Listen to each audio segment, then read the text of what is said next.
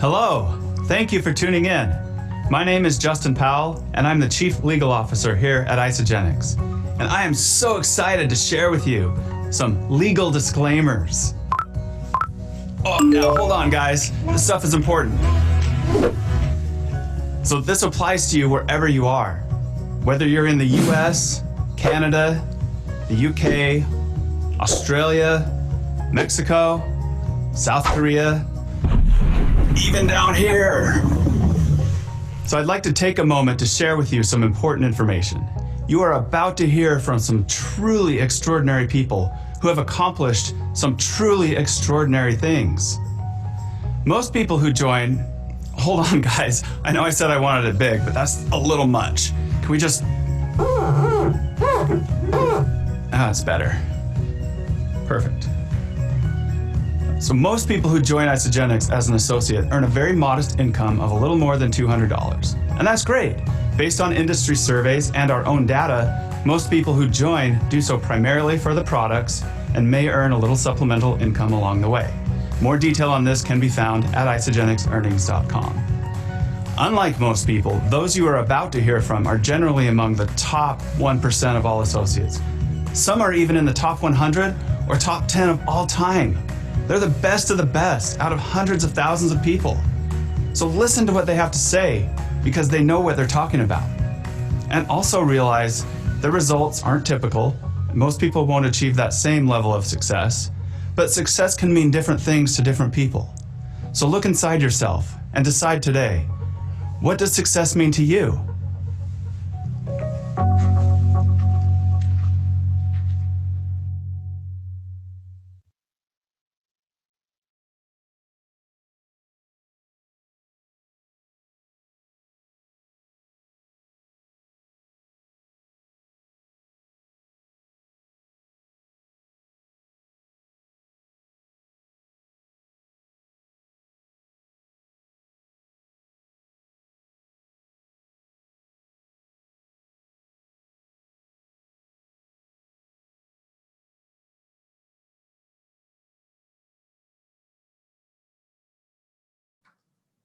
Good morning, I'll go again. Good morning, good afternoon, good evening, wherever you are in the world. Welcome back to part 2 of our online with the one and only Sir David T.S. Wood, everybody. Welcome back. Hope you're all having an amazing day, this wonderfully sunny Saturday here in the UK. Firstly, of course, welcome back. If you were here at part 1 last Saturday, we now take it to that next level for part 2. Some people may see this as a series, and sometimes when one of your favourite series comes to an end, it's hard to watch that last one, right? Because you know it's never going to happen again. But of course, with our series, they do continue hereafter. So please be excited about this particular call because we have some absolute rock stars on this call for you guys today. As always, with an event here at Isagenix, we want you to be involved. We want you to play at 100%, but more importantly, we want you to have fun while you're here with us.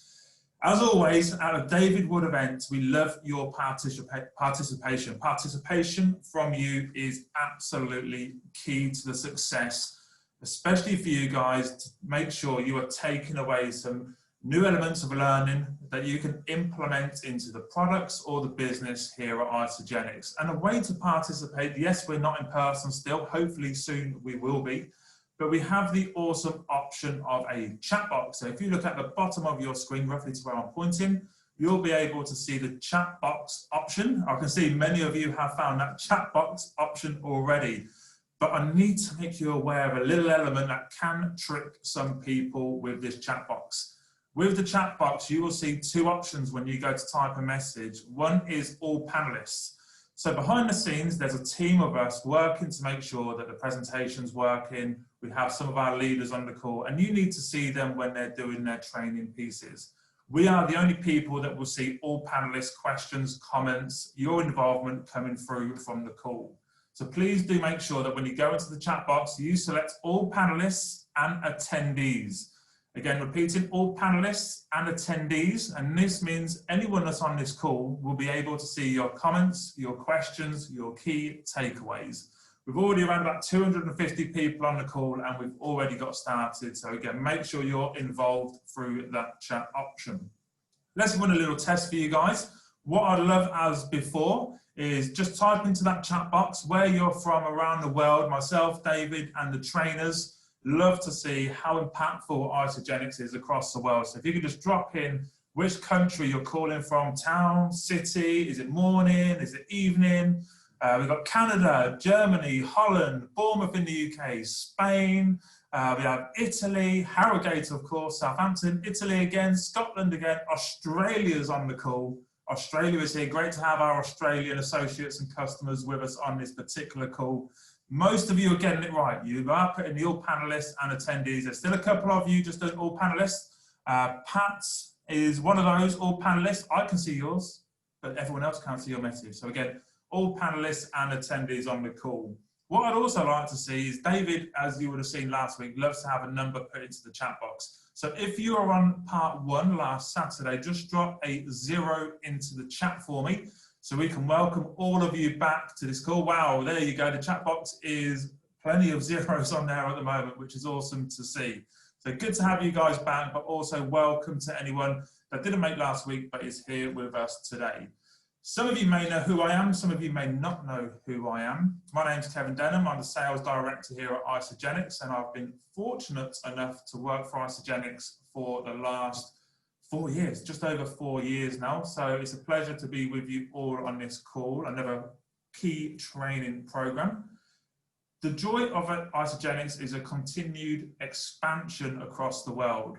As you may know, we've just launched some of our new markets here in Europe. So we will have some translations for you in various different languages, as you would have seen at the beginning of the call. So it's great to have some of our Italians, some of our Germans, some of our Dutch, some of our Swedish associates joining this call. Many of you have the options to get the translations working so you can understand what I'm saying. But of course, for myself and our trainers, we have to try and slow down our speak. It's very hard for me to do, I won't lie, I get excited. But on this call, we will try our best to work with our translators. And if you can all just put a letter L into the chat, just to send some love to our translators, because they are working extremely hard behind the scenes. Let's show them a little bit of appreciation. For starters, they're trying to keep up with myself. So, as we go into our keynote trainers shortly, of course, I have the pleasure of introducing our host for this particular call. I would just like to welcome back some of our amazing leaders here within the European markets that will be supporting the call when needed. Any questions or feedback, or these people have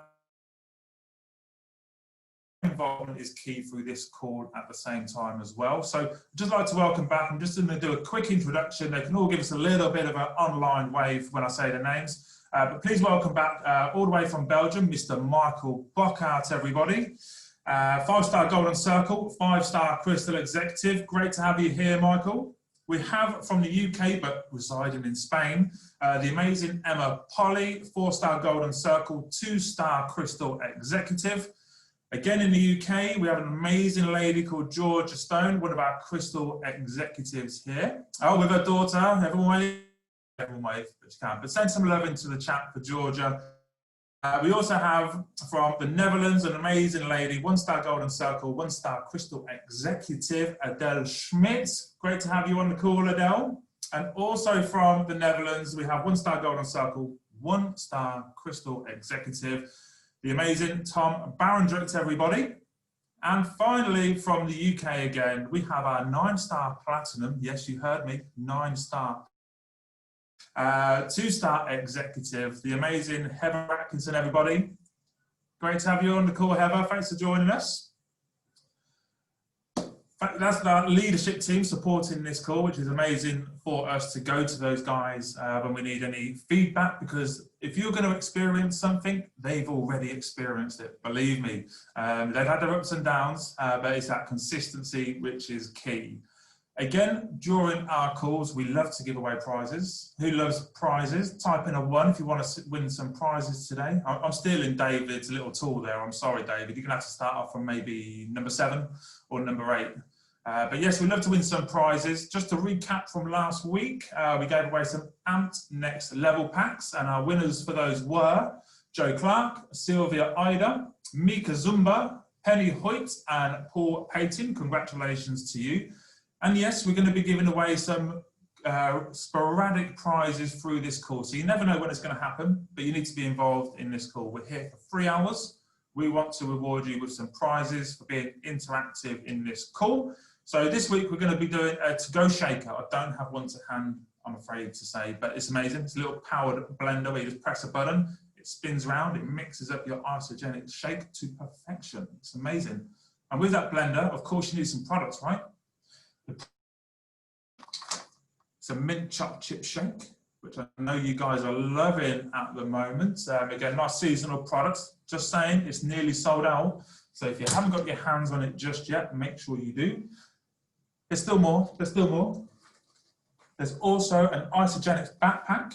As you know at our events, backpacks are a key element of what we like to give to you, so you can put all your products in, any takeaways, some literature, some flyers can all go in there at events. So we're going to be giving away some of these during the call as well.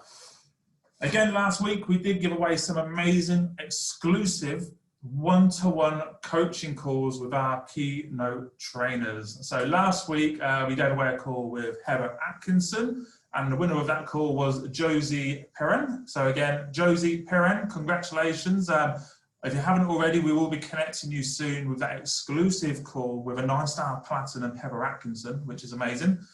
But we also gave away an exclusive one-to-one call with Jessica Rayner, who was our keynote trainer last week as well, sharing many elements of success to help support your development in your business. And Lisanne Nicoline, either way, I'm close. But congratulations to Lisanne for that call as well.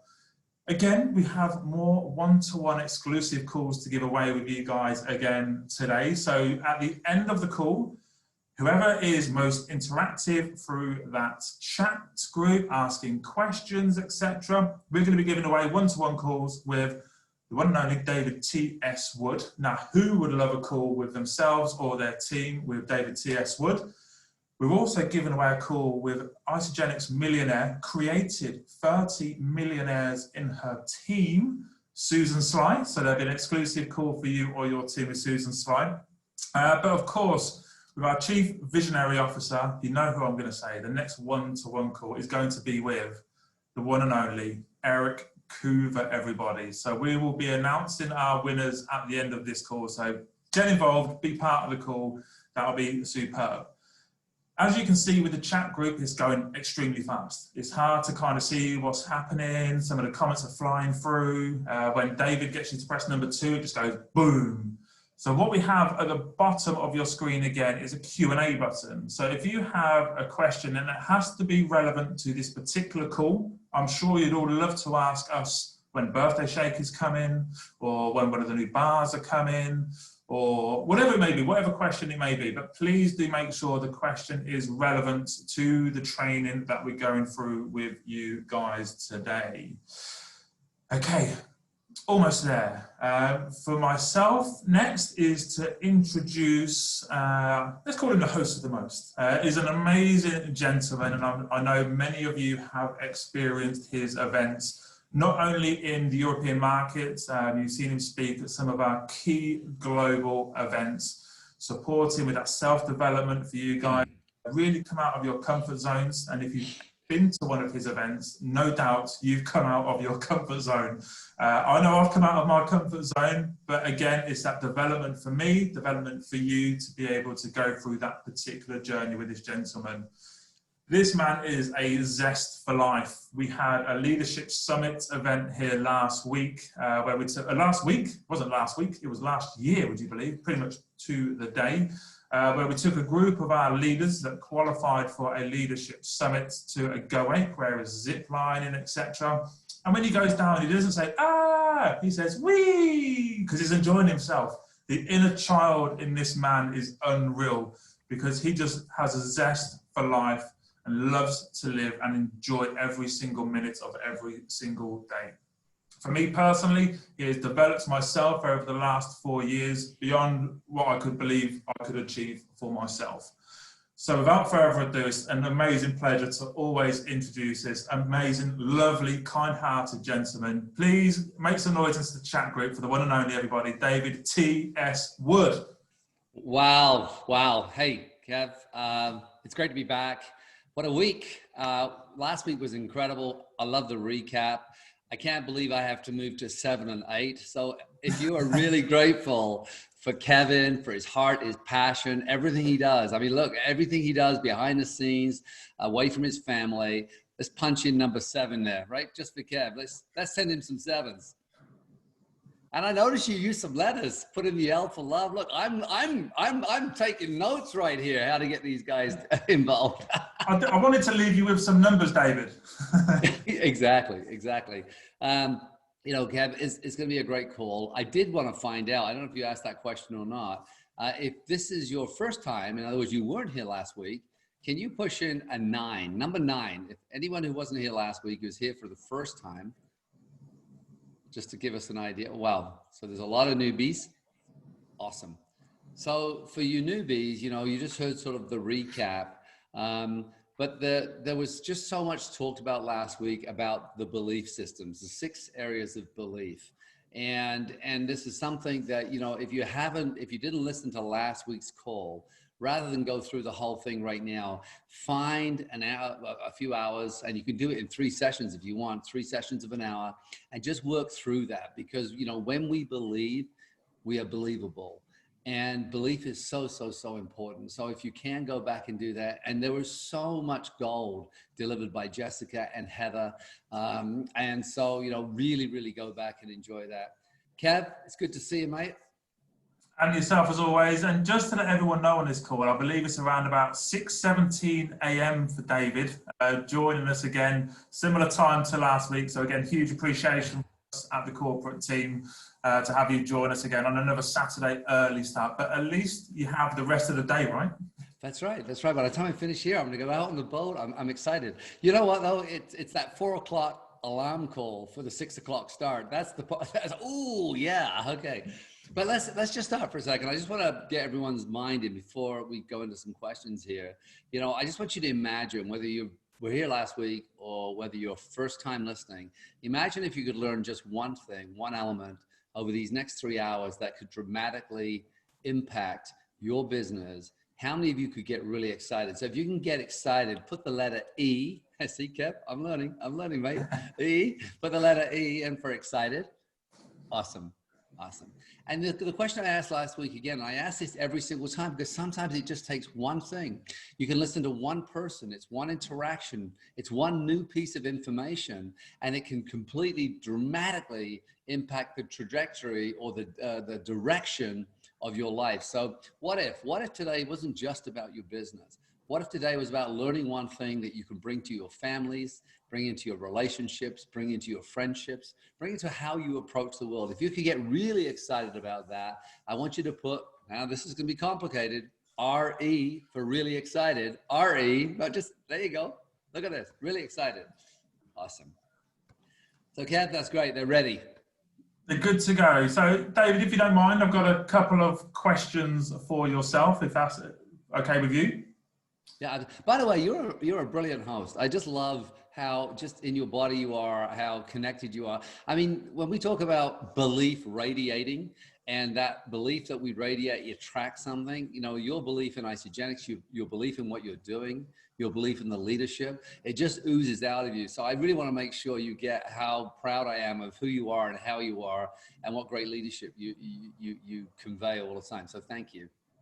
I appreciate that. As David, as we know, it's not always been this way. I used to be very nervous on calls, but again, I had an amazing trainer trying to think of the name.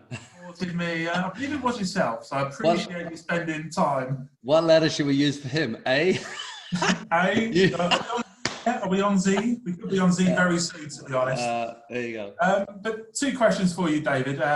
One is, why is it so important to Isagenix to really see and help support people grow through that self-development? Well, you know, there's a saying which I used last week, and you hear me use all over the world, because I just don't know a better way to convey this.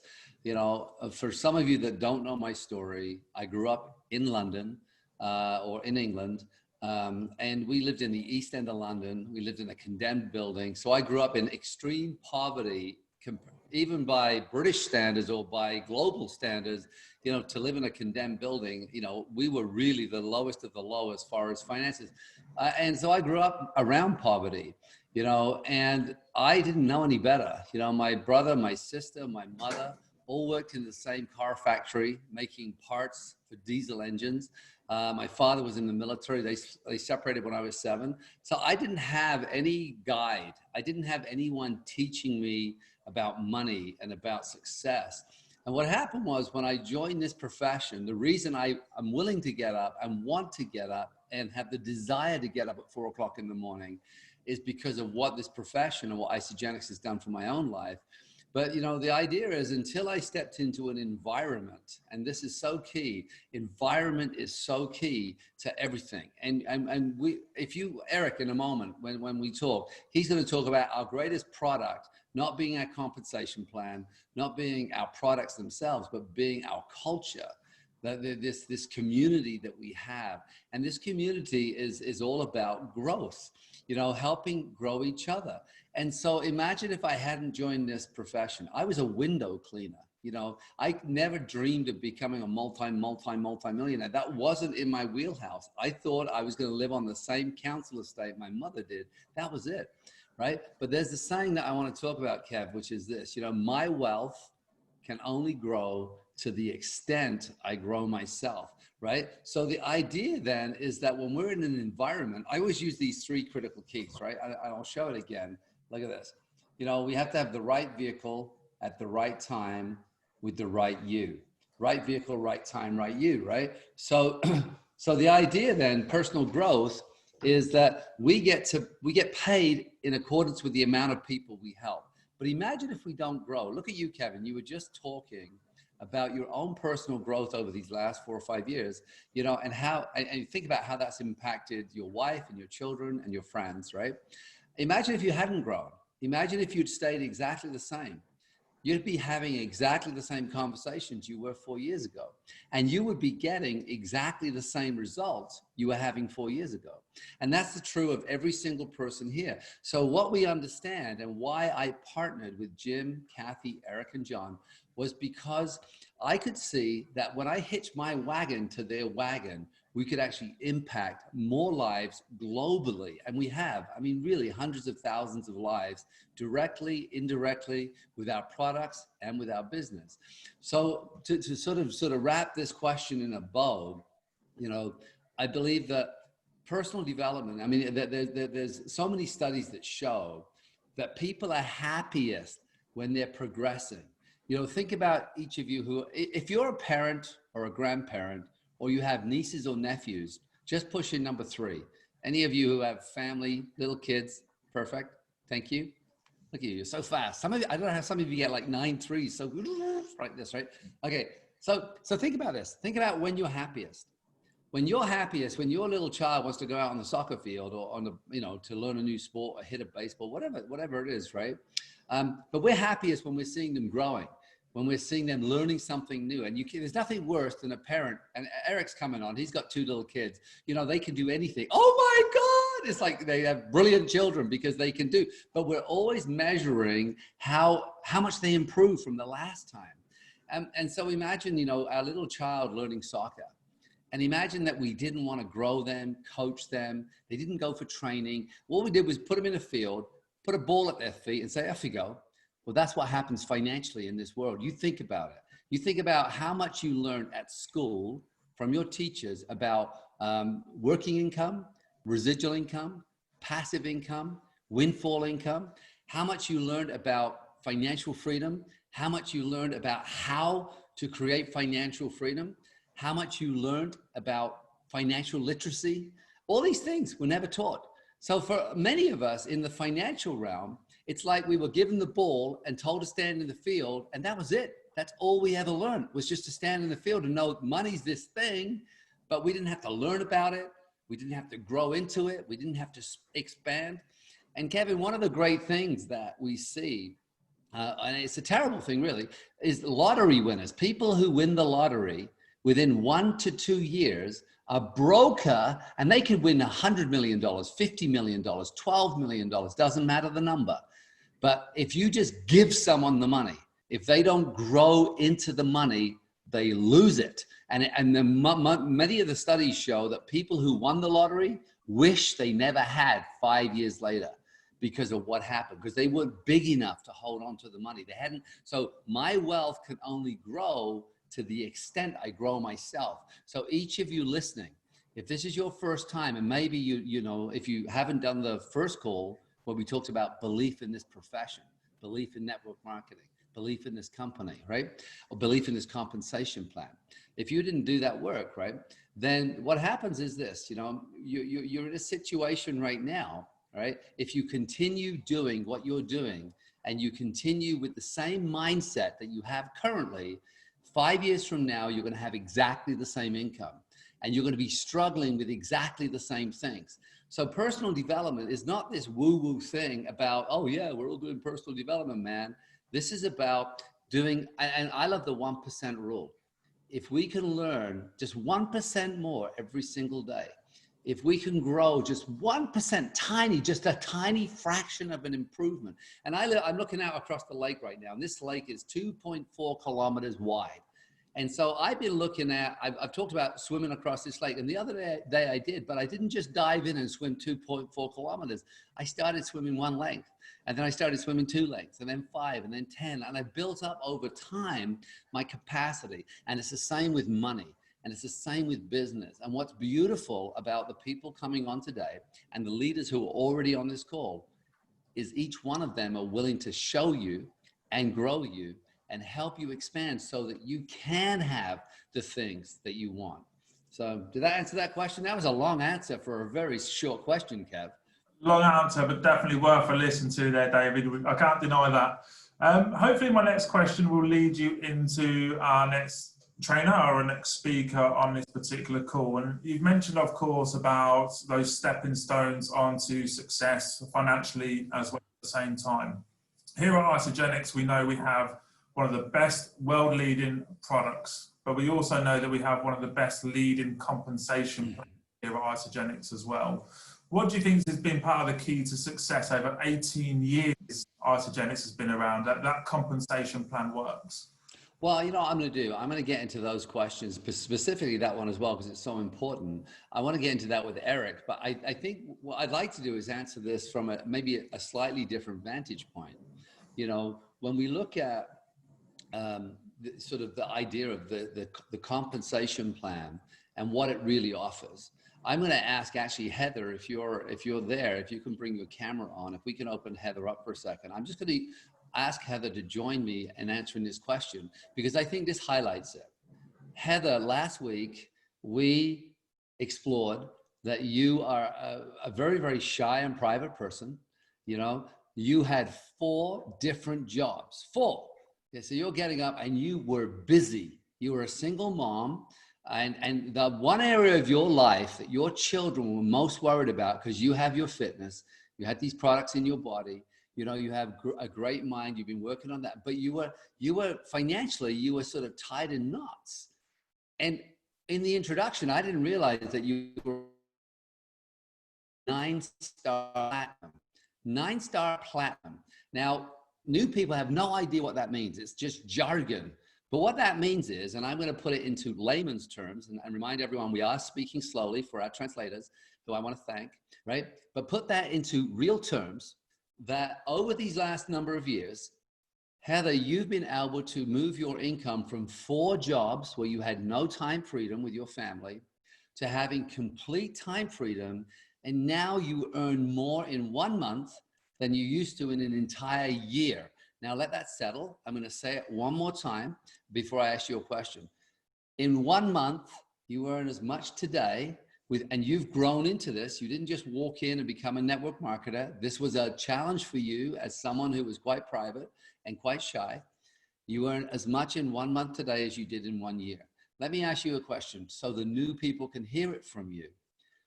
What was, when you think about this, go back and give us a little glimpse life before network marketing, before Isagenix, and your life today, and how you grew into this, and why this compensation plan is so cool.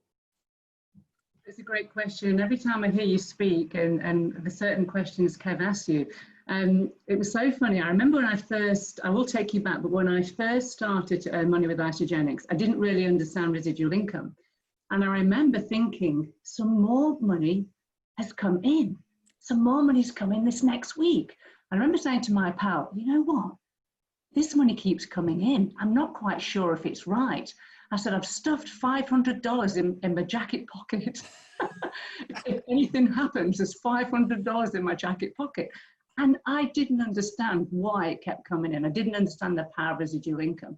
But that really made me laugh when I think back now. I was stuffing it everywhere, but thinking, oh my gosh, what am I going to do? And it is really true when you've come from no money. And, you know, in my 20s and 30s, if I had enough, I was like a hippie. If I had enough money to travel in my pocket to the next destination, that was enough for me. But of course, as I got towards my mid 40s, late 40s, I was in a complete financial merry-go-round. But for somebody like me, who was uneducated about money and had never been brought up around money, with a parent that said things like money goes to money, you'll never have any money, you don't expect anything. So when I had the small self-employed personal training business and the 4 jobs, you can never imagine that over a 5-10 year period, how you can change. And it's so true. You have to grow into that, because it was a big fear for me as the team started to grow. How would I lead them and how would I help them? But of course, you know, you just do the same thing every day and you grow into it and you grow into it and you have fears like everybody else. My fears, as you know, are still with me now, but it's a different way you handle them, because you know that it isn't about us anymore. Now, we should talk about one of your fears, because I think a lot of new people who are watching you and they don't really know the whole journey. We have done a podcast together. So if you do want to listen to Heather's story, I mean, we go into it in depth. You can listen, it's on YouTube. It's My Extra Mile Conversations with David T.S. Wood. And Heather's show is just this week. So we just aired it. So you can really listen to her whole story, which is magnificent. But Heather, this idea that, you know, because of your financial blueprint, what you were given by your parents inadvertently, they didn't do it deliberately. They didn't sit you down and say, we're going to give you a broke mindset, right? They just didn't have anything but that to give you. And your teachers who own 35,000 pounds a year, right? They didn't know, because that's all they do, go to work, earn 35,000, because that's their blueprint. But, you know, when you've come into this, there isn't a, when you think back, you know, the fact that you now understand not only residual income, but you understand leverage, because that is leverage income, but you understand how, if you help more people, that you can succeed even greater by helping more people succeed. But what people don't see, the new people, is why you're wearing this turtleneck. And I have to bring it up because I think it's giving everyone permission to be afraid. You wear this because you get so nervous in front of a camera that you break out in a rash on your neck, right? Yeah, but I want everyone listening who's sitting there thinking, I don't know if I can do this. Look at Heather. She looks so calm and beautiful and vibrant and, you know, intelligent. Now, that's what they're thinking, Heather. I know that you're shaking your head, but I swear, if you think all those things are true, punch in number 1 into our chat so she gets this. Look, look, look, look. And that's what they really believe, because that's what's there. But you still struggle with these internal demons. You still don't love to be in the spotlight. And here you are earning as much in a month as you used to in a year. What would you say to that new mind listening? Before we get into Eric and the other trainers, talk to me a little bit about that new mind. What's the message you want them to know? Because you know, and I know that some of them are thinking of quitting this week, because they've tried this, they've had 1 or 2 conversations, and they're actually contemplating or thinking that they're crappy at this, which they should be in the beginning, and they're actually thinking of leaving. What's your thought? What's your comment to them? Well, I've almost left probably 30, 40, 50 times in my head. You know, I've looked, and you know, when we first started a journey like this, I had no money expectations. And I think sometimes when people come in, especially with the internet now, you see some great stories and people are always talking about money, and the new mind coming in will question, why haven't I earned that money? Well, there's a kind of, a major apprenticeship you have to go through. And part of that is learning to accept you're going to get no a lot. And one of the things I decided myself was I had to understand the difference between motivation and commitment. So when I'd set my stall out, what I wanted to do, and everybody knows I did this for my children, for security. It's got much bigger than that now. Security, once you've got your security, the whole world opens up for fun. But I remember thinking, I've had 20 no's today, and I don't feel very motivated to do it all again tomorrow. I think you've got to get rid of motivation, because it's a little bit like exercise. If you go to the gym and you don't get the results, we don't quit. Well, some of us don't. We don't quit. Nobody feels motivated every day to speak to people. However, we are committed to the reason we started that, whether that's just for great health, whether it's to share with some people, whether it's to grow a global income and change our financial blueprint forever. We all have the same commitment. And I think you've got to just keep drawing up that commitment. And remember, one cycle is huge. One cycle is huge. And I just, Heather, because of the new person may not know, so cycles are our currency. So how we get paid, every time we create a cycle, right, then we get paid. So just for you new people saying, what's a cycle? We are all cyclists here. We're all so fit. Yeah. So anyway, get back. And I remember how you got so excited that first check, because you couldn't afford to put gas in your car sometimes. And I remember your first payment, you're like, oh my God, I can take my daughter to go to her sports. And that was a big deal for you. So you really got excited about the little money, and everyone on the call has to understand the little money comes a long time before the big money, right? Absolutely. And I said this last week, I don't feel any more successful today than I did when I got that first check. The joy I had being able to take Jay to a horse riding lesson, put the petrol in, was amazing. It was massive joy. It was huge. But what I want the new person to think about, you're going to be doing some work in the next, 1 to 2, 3 years. You're going to be paid for that work for the next 30, 40, 50 years. So if you do feel slightly underpaid at the moment, please don't, because you're going to get paid over and over and over again. That doesn't happen in any other industry. It doesn't happen in any other job. So I encourage you to stay committed. So when your motivation's down, don't throw the baby out with the bathwater. Take a breather, do something you love, have a break, and then get straight back to it the next day. But keep, I always say, attach your why, or the reason you're doing this, to your umbilical cord, like your life depends on it. Because this is the only way I've ever seen, the only way that I know that the ordinary average person can change their life, and thousands of other people's lives along the way. It's the only way I know.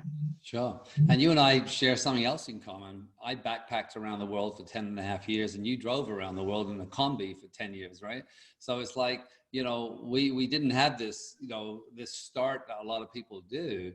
And so when we're talking, we're not talking about, highly educated, we both come from, ordinary folk in places in England. So it's wonderful. The one thing you used, the analogy, before I bring on my next guest, the analogy you used about the gym, as you were saying that, it struck me. I go to the gym and a lot of gyms you go to, you'll see someone standing on the treadmill with a magazine, and they're not really there. They'll be on their phone sometimes, and they'll do the work, but they're not trying to get better, not going against the time. They're not sweating. They're just there. And I can see them. I mean, I've seen some people, month after month after month after month with no change at all. And they look unmotivated, they look bored, their bodies are not changing, because they're in theory, they're showing up, but they're not doing the work. And I think in our profession, we have something very similar, is some people come and they take the coaching. Like I go to a personal trainer because I know that he pushes me harder than I can push myself. And he pushes me in a way that saves me energy and time to be able to get results I want, to feel strong, and to feel that I can, at 60, be able to do the things I was doing when I was 30. And I think the analogy is quite great, is that, there are other people who are in our profession right now who are taking their magazine to the treadmill, and they're not really doing anything, and they're not growing, and their business isn't growing, and slowly they're going to start to quit. And we see that with gyms. How many people have memberships to gyms but never show up? And so I think it's a beautiful analogy. I just want you to sort of tie that one in a bow before we move on. Yeah, it's very true. And as a trainer, I have trained those people, and it is a mindset. And, you know, last week we talked about, and it's quite relevant for this particular moment, because last week we talked about, you know, my bin across the driveway. I had notes on the door saying, don't knock. And I think what we tend to do, we tend to want people seeing or perceiving that we're doing something, but we're actually not. And part of my reasoning, and I think there'll be a lot of people on the call that relate to this, part of my reasoning for having a very strict lockdown with my visitors, people who distract me, is because I can't stand being distracted. And in the early days, when I first started this, I used to pray for a distraction. So, you know, if I got a meeting with somebody that I was afraid to go and talk to, or I got a phone call I was afraid, I used to say, maybe one of the kids will be sick at school today, and I really don't have to have that appointment. I looked for distraction because I was so afraid.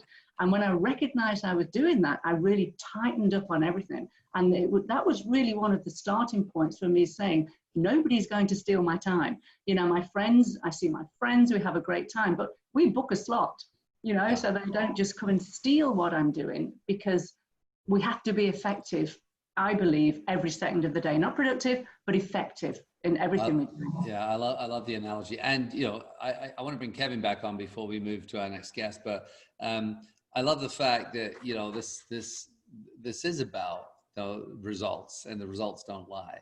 But I really just want to thank you again. I know we're going to have you back in a little bit later, but just any of you who, when you listen to Heather, that it really gives you hope, you know, because you're hearing someone who really struggled with that confidence even in the beginning to be able to do this. And really, you know, was under 4 jobs. I want to say 4, not 3, but 4 different jobs she did every day or every week, not maybe every day, the same jobs, but just to survive. Remember, she was in a survival mode financially. And so if you have taken anything from Heather, just push number 2 into the chat, just so we can thank her, so she can see that there's really an impact. And that's what she's all about, is impact. So Heather, thank you so much. Thank you. And Kev, are you there, buddy? Before we... Yes, Kev, sir. I thought it's time to give away a prize. We just had, if any of you can write something you've learned from Heather, we will give it away in a minute. So you're going to look for it. Just one takeaway from Heather, or our conversation, my conversation around money, residual income, passive income, mindset. If you got a takeaway, put it in there, and then they're going to choose a few to give away, and we'll come back to that. Thanks, Kev. No worries at all. We'll find some names. By the way, is she brilliant? I mean, I just love the humbleness and the certainty. It's that really rare combination. So I want to bring in my brother from another mother. Any of you that know, I don't have a younger brother. He doesn't have an older brother. He's an only child, but he is the son of Jim and Kathy Kuva. And again, I don't know how to even describe. If any of you understood what he does behind the scenes, most of you only see what he does in public. Like, you know, on these calls, we see his public persona. But what I notice, and I'm part of the executive leadership team with him, is that he has such a clear vision of exactly where we're going as a company in this century. And it's tireless, you know, to be a father of 2 young children, and you know, and the complexities of relationships and living in a foreign country, all these different things. But his focus on each individual, much like his mom and dad, is unbelievable. But what I love is his heart. And anyone who knows him, and those of you that met this guy, you know who I'm talking about. And if you've met him and you find this to be true, that when you're around him, it feels like no other person exists. He remembers your story, he remembers your name, and he cares about your story, and he cares about your name. If this is true for you, just put in number 3 into the chat so we can see that you've met him and you've had this experience. Beautiful. And you new people understand one of your belief systems is belief in the company. So when we're talking to the owners of the company, I want you to listen to how they speak and what they speak about, and understand that you're still going to make a choice to hitch your wagon to their wagon, like I did. And so my brother from another mother, Mr. Kuva, hello. Hey, I'm here. Can you hear me okay? There you are, brother. How are you? Yeah, I'm doing great. Man, you look good at 6 a.m., baby. You know, what can I say? You know, I've got the Kelowna suntan going on here, right? Because it's so warm. Listen, Eric, you know what? I just want you to sort of talk about when you listen to Heather. We have so many Heathers or people like Heather who really have overcome massive internal obstacles or limiting beliefs to create their stories and their successes. I know that your mom, I was on a call with her 2 days ago, and she was talking about what drives her and her drive about the stories from the field of what gets her out of bed still. Remember, 18 years later, she could be sitting drinking a margarita somewhere in the world on a beautiful yacht, but she doesn't. She's here. Talk a little bit about that, about the Heathers of the world and the drive of the Cougars. What is that about? Well, I think that we just love this company so much. I mean, this vision of Isagenix is like, I mean, I know it's in my dad's blood, it's in my mom's blood, and I feel like it's just, it takes over my body. I mean, it's like this vision, I feel like, was just genetically put into my DNA. And I just feel so alive when I am engaged in doing Isagenix. I mean, it's almost 10 o'clock at night here in Australia, and I just am so fired up. And it makes, you know, waking up at any time in the night and the day to hop on calls easy, because we just love what we do. We love hearing, you know, I love hearing stories like Heather. I love being around people like Heather. I mean, talk about a person that is just such an embodiment of our culture and everything that we're about in Heather. I mean, you said that perfect blend of humbleness, but total certainty. I mean, that woman will do anything for the betterment of the Isagenix community, will help anyone. And that's what this company is about. And as you said, you know, my parents, they could be doing anything on the planet right now. But they just continue to do Isagenix because of the stories. I mean, there's nothing that fulfills me more, my parents more, than just getting that text message or getting that, you know, voice text, or coming when we're at a live in-person event, somebody comes up and hugs us and says how much this company has changed their life, or they just took their whole family on their first vacation that they've ever been on in 5 years or something like that, because they earned, you know, $3,000 last year in Isagenix and they saved it up. Like, it just doesn't get any better than that. And so we just continue to do what we do because we love it so much. I mean, when we're having family dinners, pretty much all we talk about is Isagenix. I mean, that's like, there's not really other. Listen, I've been there. This isn't like, this is true. It's actually kind of become like, it's not a problem, but like, No. it's like, all right, can we just try to change the subject? And then we try. And then 10 seconds later, we're talking about Isagenix again. Yeah, it's like, you know, when your kids are always bringing your phones to the table and you say, okay, no phones, no Isagenix, just for 10 minutes. All right, listen, let's talk about this compensation plan, because, and I want to remind us both, just to speak a little slower for the translation. Yep. Sorry. You know, we both get so excited. Because of the compensation plan and listening to Heather moving from 4 different jobs to just survive. She wasn't thriving, she was surviving, to now, you know, her earning as much in a month as she used to in an entire year and having financial freedom. What makes the Isagenix compensation plan so unique, and why is it more competitive or as competitive? What makes it, when we compare it to other compensation plans, and last week we had an expert on talking about this, but I want to get your take on that. What makes this plan so unique and competitive?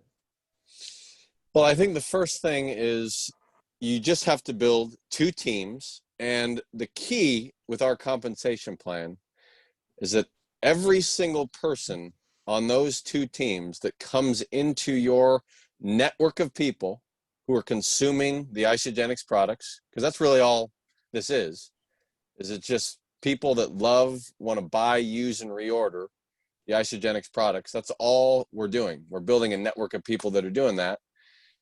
Every single person that comes in, it doesn't matter if you get that person started on the products, or somebody like that knows somebody that knows somebody that knows somebody that gets somebody on the products. The points for those products count exactly the same as if I were to get that same person started on the Isagenix products. It doesn't matter where these people show up, you have the opportunity to get paid on everybody in your organization. Like, you can get paid unlimited levels deep. I just think that that is the huge differentiator with our compensation plan. There's lots of different comp plans in network marketing. But some of them, you know, it's kind of like you build to a certain level, and then at a certain depth, like a 6th or 7th level, you actually stop getting paid, and like the organization breaks away from you. And I can't think of anything more disempowering than that. Yeah. And so this is a comp plan that truly rewards teamwork, and you can just quickly identify, you know, who's, you know, a hot molecule that just got awesome results, that who, like, you don't know who the heck this person is, but they just got great results and they're starting to share like crazy. You get all those points, all that business volume flows up to you, and you've got the opportunity to get paid. So I think that, you know, the unlimited depth with our, you know, binary compensation plan is incredible.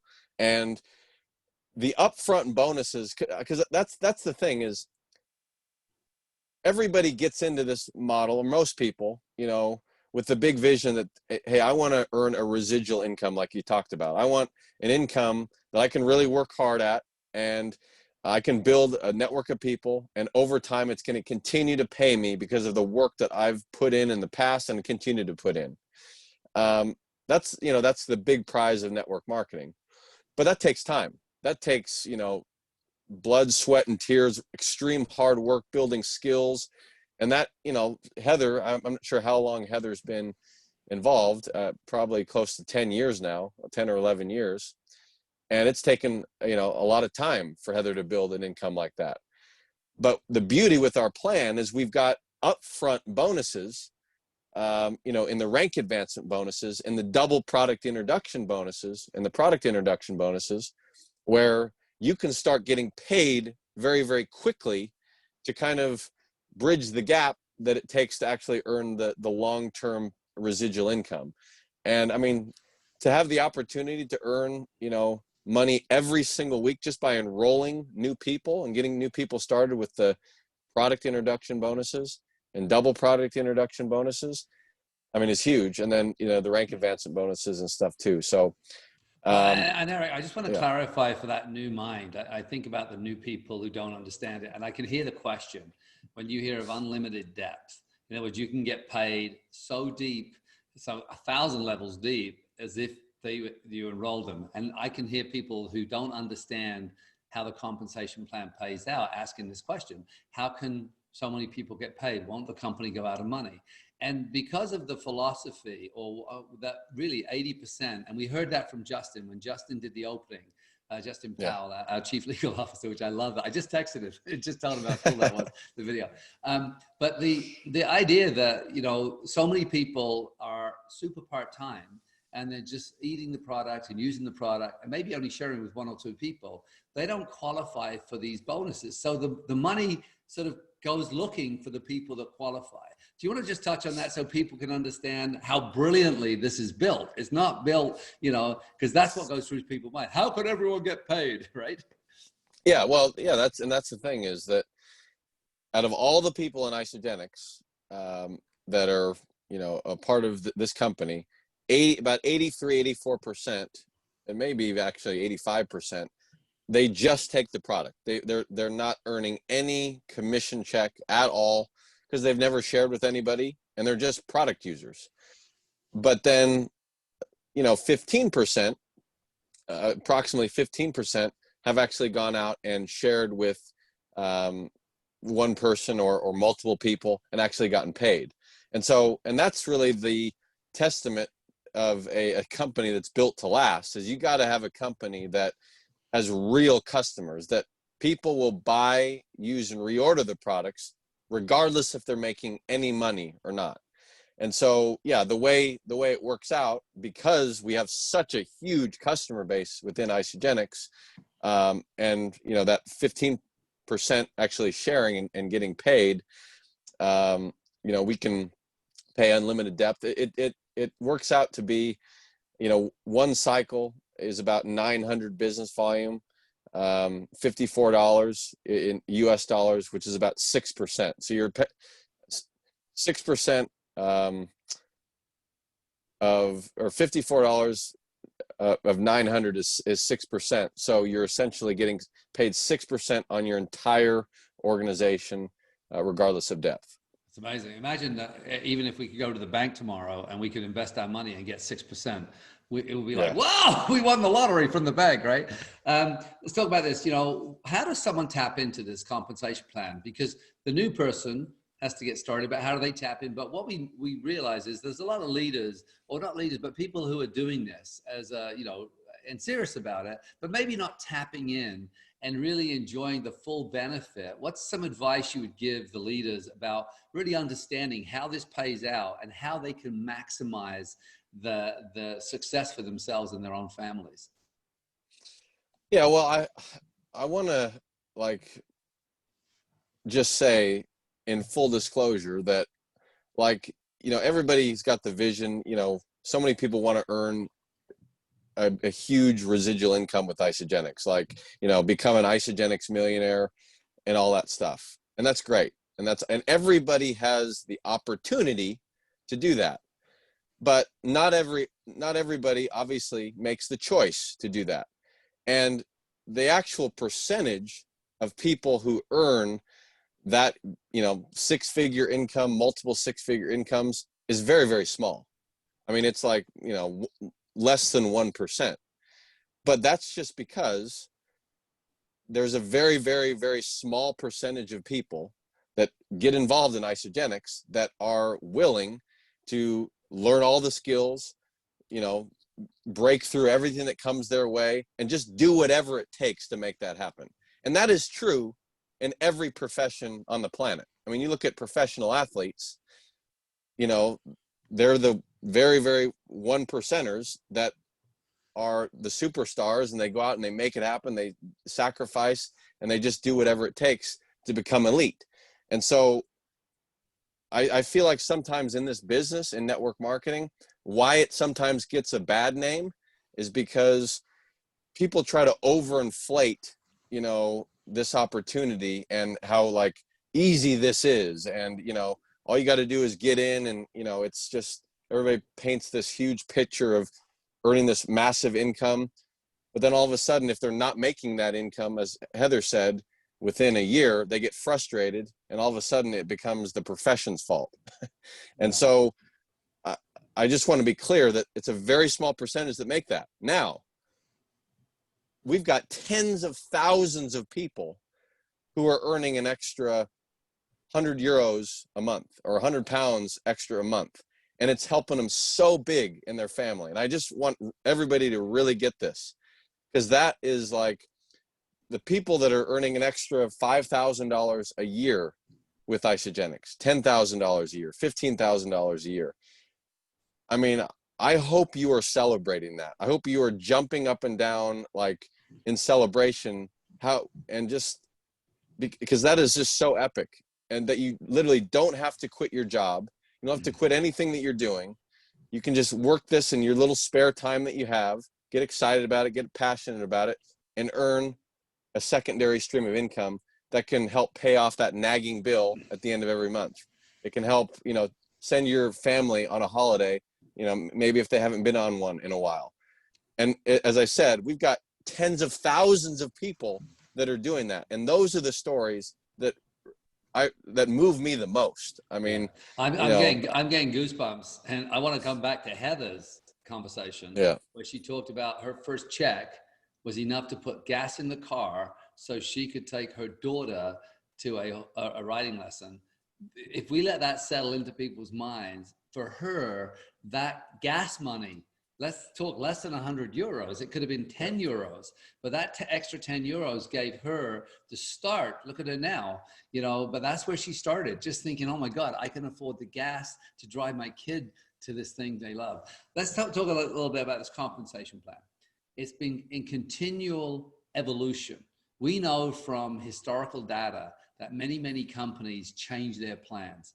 what I'm most proud of, and I'm sure you are too, is your father's brilliance around the compensation plan design has been that it's been in a constant evolution.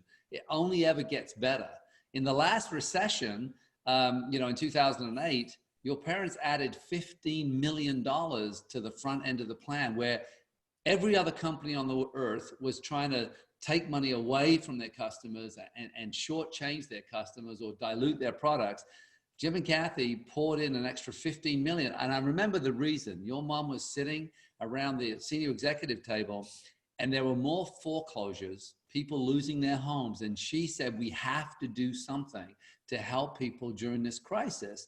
And that early money, the double PIBs, the PIBs all came and they've stayed. It was there as a temporary bonus in the beginning and it stayed all these years later, right? A decade later. But we paid out, and you can correct me if I got these numbers wrong, over $3 billion we've paid out. But let's that settle. 3 billion with a B, $3 billion has been paid out to our associates in commissions. And we've developed, what's the number today? It always changes. 314 millionaires, 360 million. No, it's like I think it's about 330. Yeah, people that earn over a million. I can never keep up. Me neither. I can't either. Yeah. But so what excites you now? Because the evolution, and we were on a call the other day where we're looking at the stats from the new bonuses, the lifestyle bonuses. I want you to just talk about what excites you about that and what the data is showing us about these bonuses and why being executive is so cool. Yeah, well, I think that as you said, like what my dad has always said from day one, and he's been so like stern about this ever since Isagenix started, because he knows from his experience being in this industry for so long, the kiss of death with a lot of companies is when they change their compensation plan. And in 18 years, Isagenix has never changed our compensation plan. All we've done is evolved it, and like the bones of it, that 2 teams, 600 BV on one side, 300 BV on the other, the cycle value, all that has stayed rock solid, consistent for 18 years. The only thing that we've done is add more money to the plan, as you said, with the PIBs, double PIBs, rank advancement bonuses. And we're always looking for new ways to pay people money. And I will say that bones of the plan, that 2 teams, 600, 300, that's going to stay the same. I mean, that's not going anywhere. That's like what's built this company. But obviously, we're always looking for new ways to pay people money through certain different types of promotions and stuff like that. And so over the years, we've added the double PIBs, the rank advancement bonuses, and we really take a look at the data to make sure that it's driving the right activity. One thing that we added, I know in Europe a couple of years ago, was the leadership pools. Just recently, we added the executive lifestyle bonus. Basically, every single month that you stay paid as executive, you get a certain dollar amount payout. It's $750 US. Not sure what the amount is in pounds and euros, but $750 US every single month that you stay at paid as executive. And how that bonus really evolved was, we used to have big leadership pools in the US, and they worked for a certain period of time, several years. But then the company hit a certain maturity, and we realized that money that we were paying for the leadership pools, it just wasn't driving the right activity anymore. And so what we did was we reallocated that money, and we said, okay, let's start paying out this new executive lifestyle bonus. And we implemented that at the beginning of the year in January. And the amount of people now, the amount of more people who are getting paid because we've reallocated that money has gone up drastically. And it's all about getting, that new person, that person that's just getting started. And maybe they're 3 months and 6 months and they've just hit executive. Getting that kind of middle class within Isagenix paid more is so critical. So we're always looking at ways to kind of evolve and pay people more money and in new, unique ways. And so, and we're going to continue to do that. We have to do that as we evolve this company into 2.0 in the future. So we've got more exciting comp plan enhancements coming for sure, probably the start of 2021, which I'm excited about. Yeah, there's lots coming. Can I ask you quickly before we're going to wrap this up pretty soon here? I have two real final questions. You went to Harvard and did your MBA, and I mean, you were starting a young family, married. I mean, there's a lot going on. Yet you actually went to school, and yet here you are. You've been working from the ground up in this company. I mean, first as an associate, learning how to do that in the field. You talked about that last week. And then, I remember your original cubicle in Isagenix. I used to come in there and see you, and I could touch both walls with my hands. And I'm saying, this is the owner's only son. And here he is in the dungeons of the corporate office in this little tiny cubicle with a candle. I'm joking, of course, right? My little headset. Yeah. But that a lot of people would not think, oh yeah, I'm going to go and do an MBA, a master's in business. And you went to Harvard, one of the top schools in the country, and arguably the hardest time in your life, both doing this and of course with a young family. What can you describe why you felt it was important to go and do a business degree, even though you were in business, you didn't need to go? And what was your biggest takeaway from that particular experience? Yeah, well, that was, like you said, it's basically at Harvard, they have an executive education program where they basically condense a 2-year MBA into 7 months. And so it's extremely intense. And the reason why I did it was I completed it about 1.5 years ago. And the reason why I did it was I had been in Isagenix for about 8.5 years and, grown a lot and evolved a lot. But the only world I really knew was network marketing.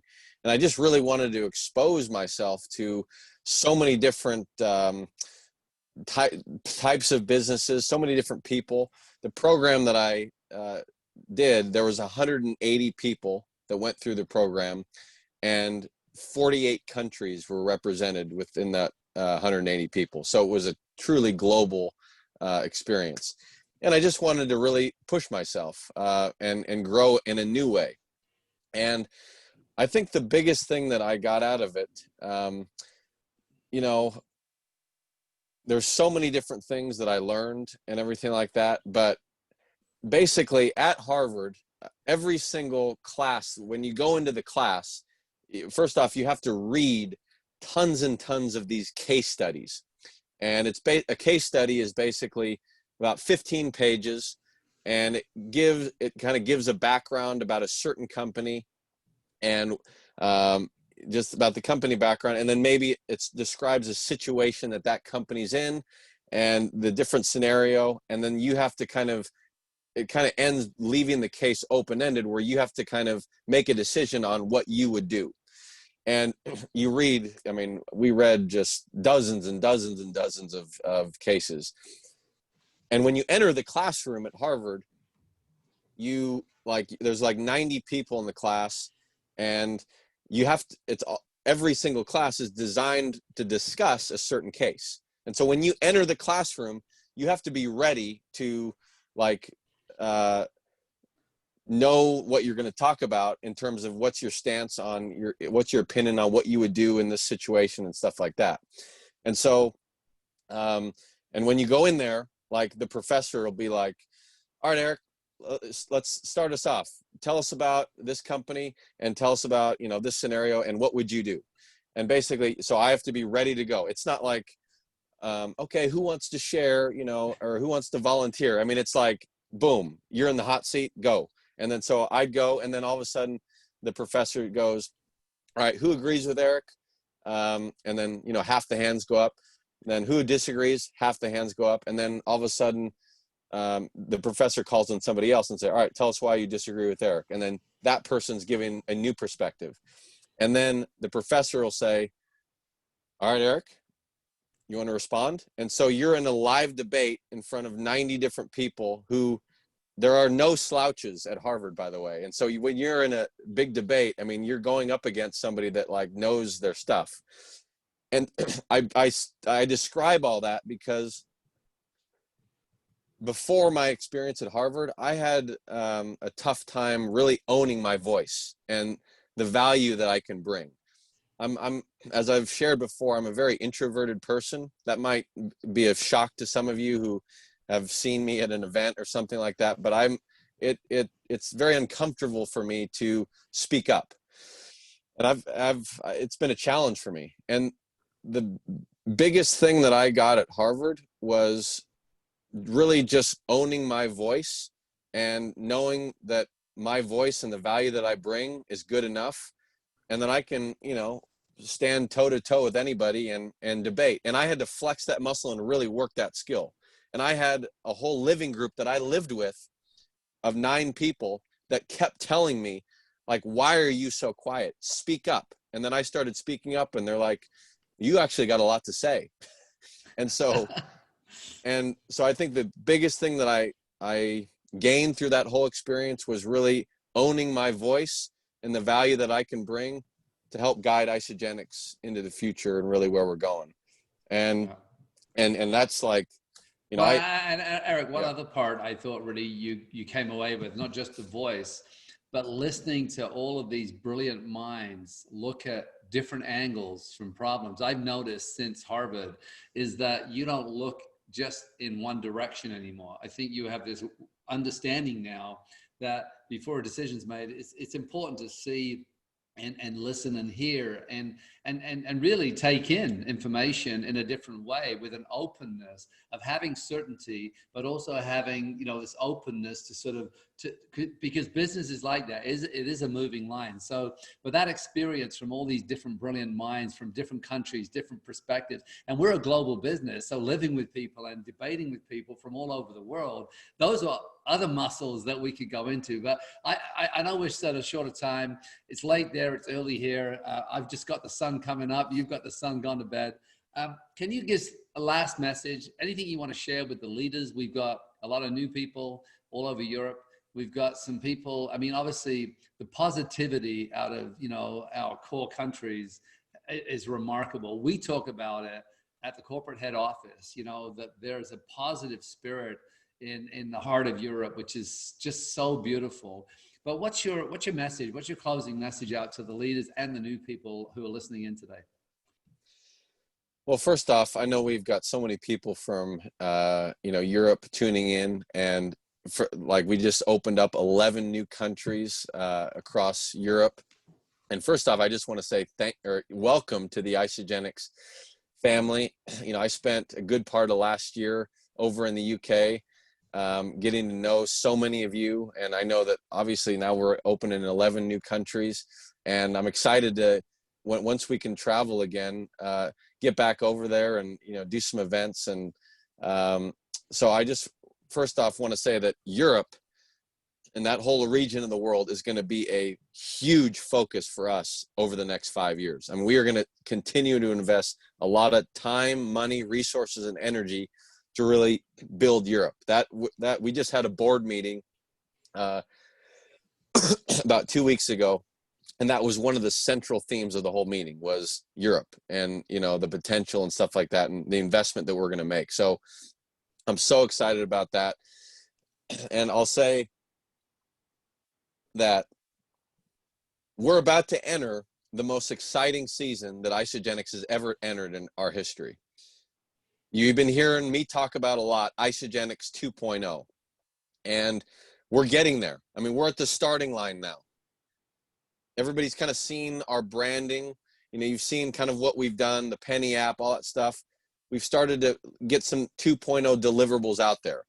We are not even close yet to fully delivering 2.0. And there's no finish line, by the way, of 2.0. This is an infinite journey that we're on together.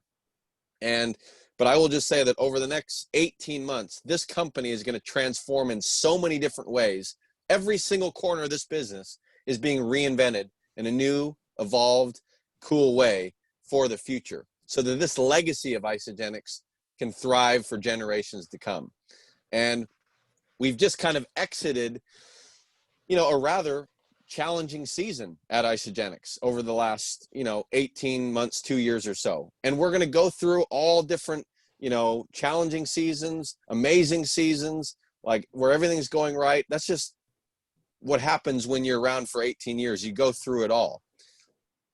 But 2.0 would not have happened. Couldn't have happened without that tough season that we had to go through.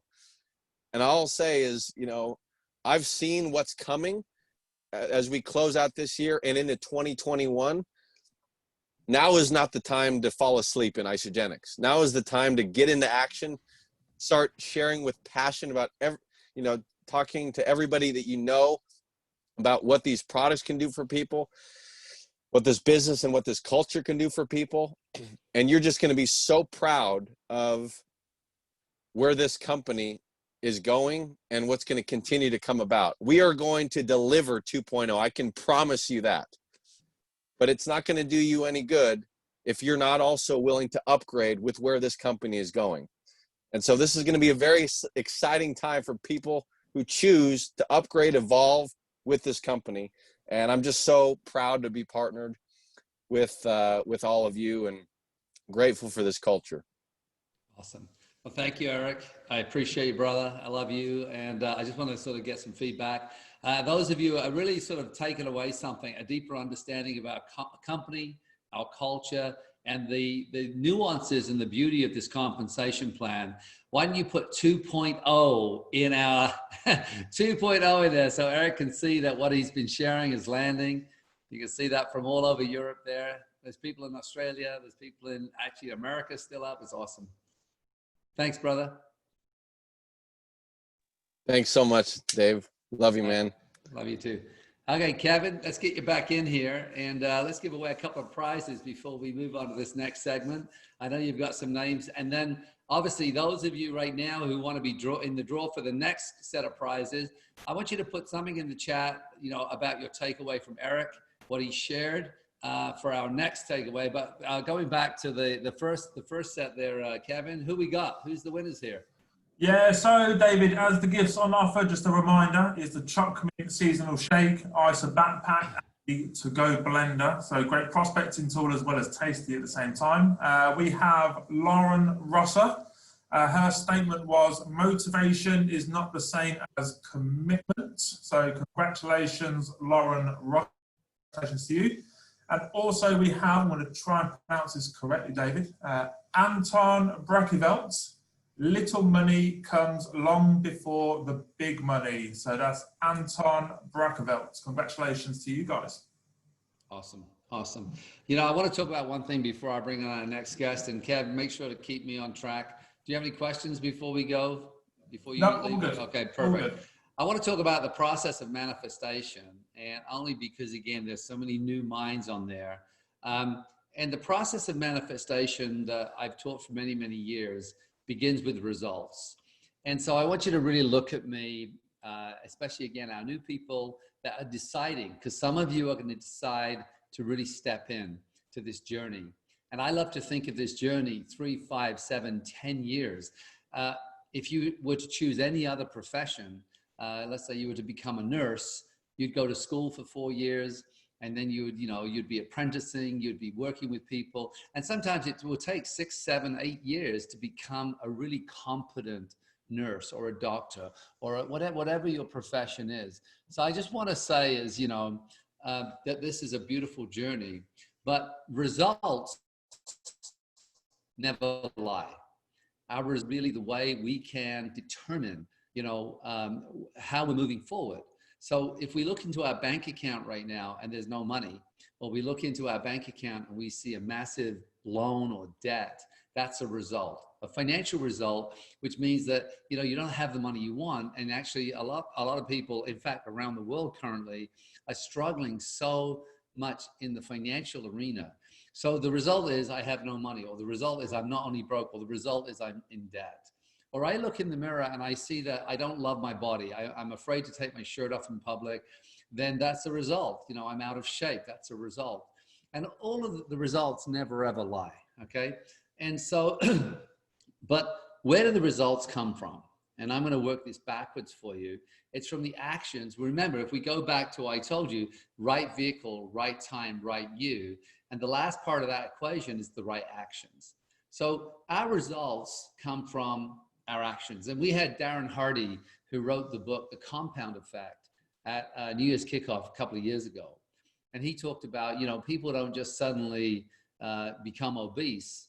You know, it's the compound effect of years and years and years of eating poorly and not exercising that creates the result. The result is obesity. And in America right now, I mean, obesity is unbelievable. The stats are crazy in children, not just in adults. But the actions we take, either positive, will create a positive result, or negative actions done over time will create a negative result. And where does the results come from? I'm sorry, the actions come from. Our actions are determined by how we feel.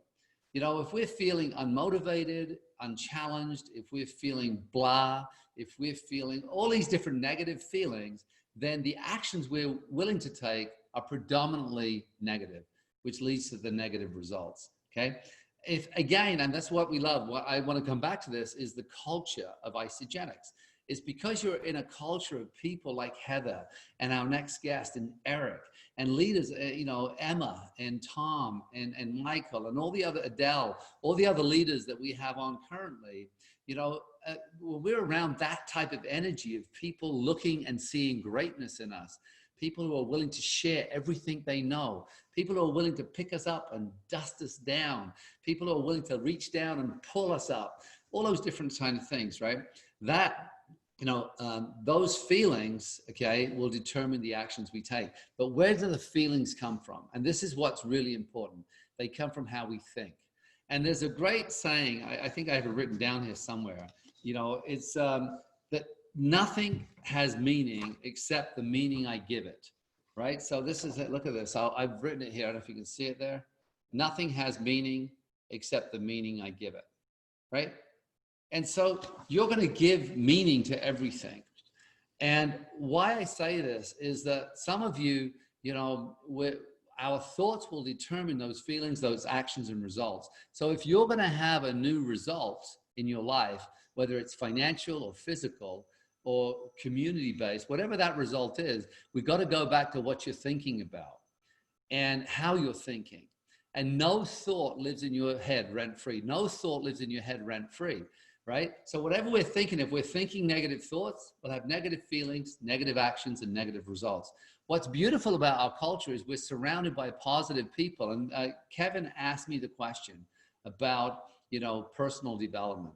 And this is what it comes back to again, you know, us really managing our mind. Some of you may be thinking, oh, is this a pyramid scheme? All those negative thoughts, any negative thought will determine how you're feeling, which will determine your actions and then determine your results. And here's what I really want to get to. Where are our thoughts coming from? From our environment. Like Heather talked about, and I talked about, I grew up in a broke and broken home, and Heather grew up in a similar way, but broke. We were taught how to be broke. That was it, right? So our environment led to our thought process, which led to our feelings, actions, and results. And it wasn't until Heather and I and other leaders, and Susan's going to be the same, our next guest, right, who changed their environment. And Isagenix for me is the coolest environment on the planet Earth for us to be able to create a new way of thinking, feeling, acting, behaving, and new results. And we see that. So I'm going to show you this little thing. Action is the bridge. So our environment leads to our thoughts and feelings. This is our inner world. Our inner world is our thoughts and feelings. Action. We have to take action to create the results, right? So action and results are in our outer world. Inner world creates the outer world, okay? So what I really want you to be thinking about is how powerful it is that each of you are in this type of environment where at 4 o'clock or 5 o'clock in the morning or 10 o'clock at night, as it is for Eric, that we're willing to come to work together and link arms together to create this type of environment that allows us to think better thoughts, to have greater feelings, greater actions, and greater results. Okay, so I just wanted to leave you with that before we bring in our next guest. Kevin, if I can bring you back in real quick. If you're there you go, Kev. I'm here, sir. Any thoughts or questions around that before we go? By the way, if you've taken anything from that conversation about thoughts, feelings, actions, and results, just push in number nine in there. If that's going to help you with your mindset and understand why our environment is as powerful as our compensation plan and our products. Kev, any thoughts, comments before we want to? There's no questions as yet specifically, David, but again, just to remind everyone on the call, the Q&A button at the very bottom of your screen, click onto there and we'll digest your questions and we'll be able to ask David and our leaders on the call any questions that you do have at this time. All right. You have any giveaways you want to give away before I introduce this next person? Yeah, we've always got some. Come on, buddy. Come on. How do you want to give it away? Well, I tell you what, you choose. I'm however you want. I'm going to go with a takeaway from Eric. So if you can just share something from what Eric spoke about. I mean, some of your journeys have been amazing. And Eric touched on whether it's $1 million a year you're earning, or you may be earning just that £5,000 a month. That's good money. A year, I should say. Just share something that's kind of transferred in your life that's different now since you've been with Isagenix to before. Drop that into the Q&A box and then we can have a quick look inside and find out some of your journeys that have taken place. And we'll choose some prizes from there, David. Awesome. And don't forget, at the end of the call, we are going to be giving away one-on-one coaching. There's going to be some great coaching today with the incredible Susan Sly, Eric Hoover, and myself. That's going to be awesome. I do want to say one thing that, first of all, thank you and congratulations. But I'm about to introduce this person. When I introduce them, it's going to be very easy for each of you to get seduced into looking at this resume and thinking, oh yeah, it's easy for her because she's so accomplished. And I will argue that when we go back into her past, she, like so many of you, have struggled in so many different arenas of your life, of her life. So as I lay out her accomplishments today, we'll go back and look into what life was like pre-Isagenix, pre-network marketing, okay? But this lady is a tech investor. She's a best-selling author of seven books. She's a renowned speaker and trainer, and that's a real distinction. She's a phenomenal trainer. She's a serial entrepreneur. She's appeared on TV shows like CNN, CNBC, Fox, Lifetime, the morning show in Australia. I remember seeing that. She's been quoted in the Forbes magazine. Now, her teams have built and produced over 1.6, 1.7 billion in sales. Her teams, 1.7 billion. She's the co-CEO and co-founder of Radius AI, which is a artificial intelligence company, which again, what she's doing is groundbreaking. And especially in this day and age, it's almost like there was never a greater time for her to invest in something and grow something that's needed more than it is right now. This is a Phoenix-based and Silicon Valley-based company. She recently completed a certificate in AI, artificial intelligence, and machine learning from MIT. Again, I don't know where she finds the time because she's still a mother. Boston Marathon 6, maybe 7 times. And she's placed top 10 in the pro division of the Ironman. She's a mother of 5. In Isagenix language, she's a 17-star platinum, a 21-star crystal executive. Hold on to your hats, grab your pens, make lots of notes. She is a sister from another mother. Susan, hello. Hi, David. Well, good morning to you and good afternoon to everyone in Europe. I see some Canadians and Americans here, and shouts out to Kellyanne. She just asked me a question to cover on Instagram, and or Kelly Marie, sorry. And and I love what Eric shared. I was listening very intently and deeply, and the whole concept of finding our voices. And it's such an honor to be here. And David, thank you for everything you do. And I want to acknowledge Kevin and Christina and everyone on the team who's put this together. So thank you for having me. Oh gosh, you know, and again, you're like me. We're on the same time zone at 7:30 where you are. I know you've got I know you're always up early because a woman who's as accomplished as you are. Can you take us back, you know, to how you got started? Because again, when I introduce you, I mean, I could have gone on for another 15 minutes just with your accomplishments. And I say that in a deep, respectful way. But a lot of people, like I say, they don't see the mess. They don't see, you know, what you've gone through. They don't see the wall kicking moments, the times you've been pulling your hair out and the struggles you've gone through. Can you go back to how you got started? Yeah, absolutely. So, you know, it's really interesting because as Eric mentioned, we've opened so many new countries in Europe. And as exciting as it is to be in a new country and to say, hey, yes, you know, I get to be a part of this launch, it can also be daunting. And so when I got started, I was living in Canada, and Canada was still NFR. So many of you know what that means, not for resale. And the products were being shipped from the United States. We were getting paid with paper checks. And, you know, and so imagine that when someone ordered, it would take 2 to 3 weeks, and sometimes customs would hold up their package. And then by the time we got paid, it'd be another 2 or 3 weeks. And I remember my first check was $7.50 US, and Jim Coover had signed it with a smiley face. And I wish I still had that. And when I go into my training, David, I have some pictures that I've included to share about my journey. But I think the biggest thing that I want to say to all of you is that, as Eric said, this is the infinite game. This is about a long-term commitment. I just celebrated 17 years here. So almost 2 decades of my life, passionate about Isagenix, still building my business, still working with my leaders.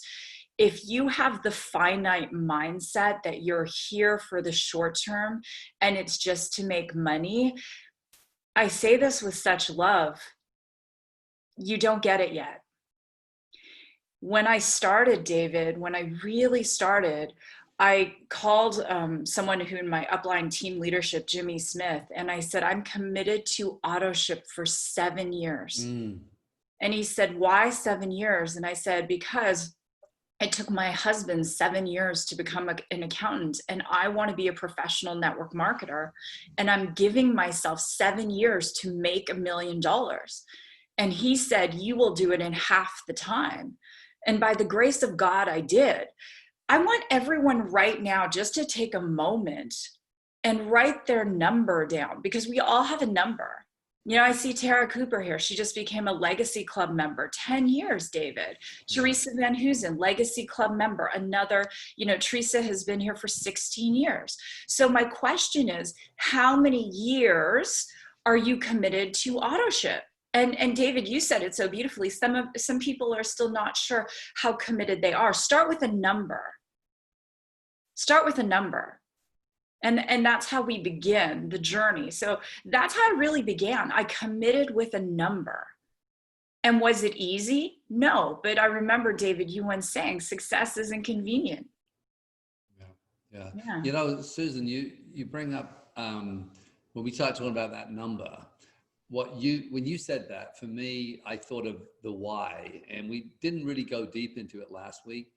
I think before I set you up for your training, I want to just explore that, because your why is what I talk about a lot around the world, because I know your original why was for your son, and then it became about your husband, and then it became, you know, so it's really beautiful. And I think a lot of people, it's okay. I know Michael Klaus says this a lot, and I really respect this. He says it's okay if your why is about money, because they, you know, when we listen to leaders like you that are doing work in Africa and rescuing women from slavery and all the things you do now for contribution, you know, but when we go back to the beginning, here you are struggling financially, and you couldn't afford to make the right choice for your son who's just graduating. Oh my God, it's crazy to think. can you go back into the importance of a why and how your whys evolve just as the setup for your training? Well, you're so funny because that's my whole training piece, and you haven't even seen my slides yet. Perfect. So hold that thought. I wondered about that. Hold that thought. Before we go there then, which is going to set you up perfectly, because we're going to do a big Q&A at the end. So I'm really excited about that. We're going to bring Heather back on. Just then, as you look at the journey itself and, the struggles that you've had, can you talk about a couple of the wall kicking moments? Because I just think about when people look at you and they see you're so accomplished and you're expanding every day, what's been some of the struggles you've really had to go through where you're pulling your hair out and kicking the wall? Absolutely. Yeah. WKMs, I call them wall kicking moments. So in my training, I'm going to talk about the 4 mental enemies. And I'm a big believer as a leader that not only do we have to prepare ourselves for inevitabilities, and by that, I mean, these things will happen. We must prepare our team. It's very easy and seductive to say, oh, this business is so easy. It's not easy, but it's simple. It's simple in the fact that we do the same things every day. We share Isagenix with people. As Eric said, we find our voice. We have that commitment and that conviction every single day. And I'll get into those daily method of operation, or as some people would say, the SOP, the standard operating process. So some of the wall kicking moments, people have left my team. Obviously that happens. I'm the first person to say, I wish you well, good luck. I've had people leave and come back. It didn't mean that it didn't hurt. Some people left and didn't come back. Some people left and did it in a horrid way, David, where they said nasty things about Isagenix or about me or about leadership or whatever. And I really feel that Will Smith the American actor had an incredible quote. Money doesn't change who you are. It only amplifies what is already there. And I'm going to say it again. Money doesn't change who you are. It only amplifies what is already there. And I know, David, you've seen it too.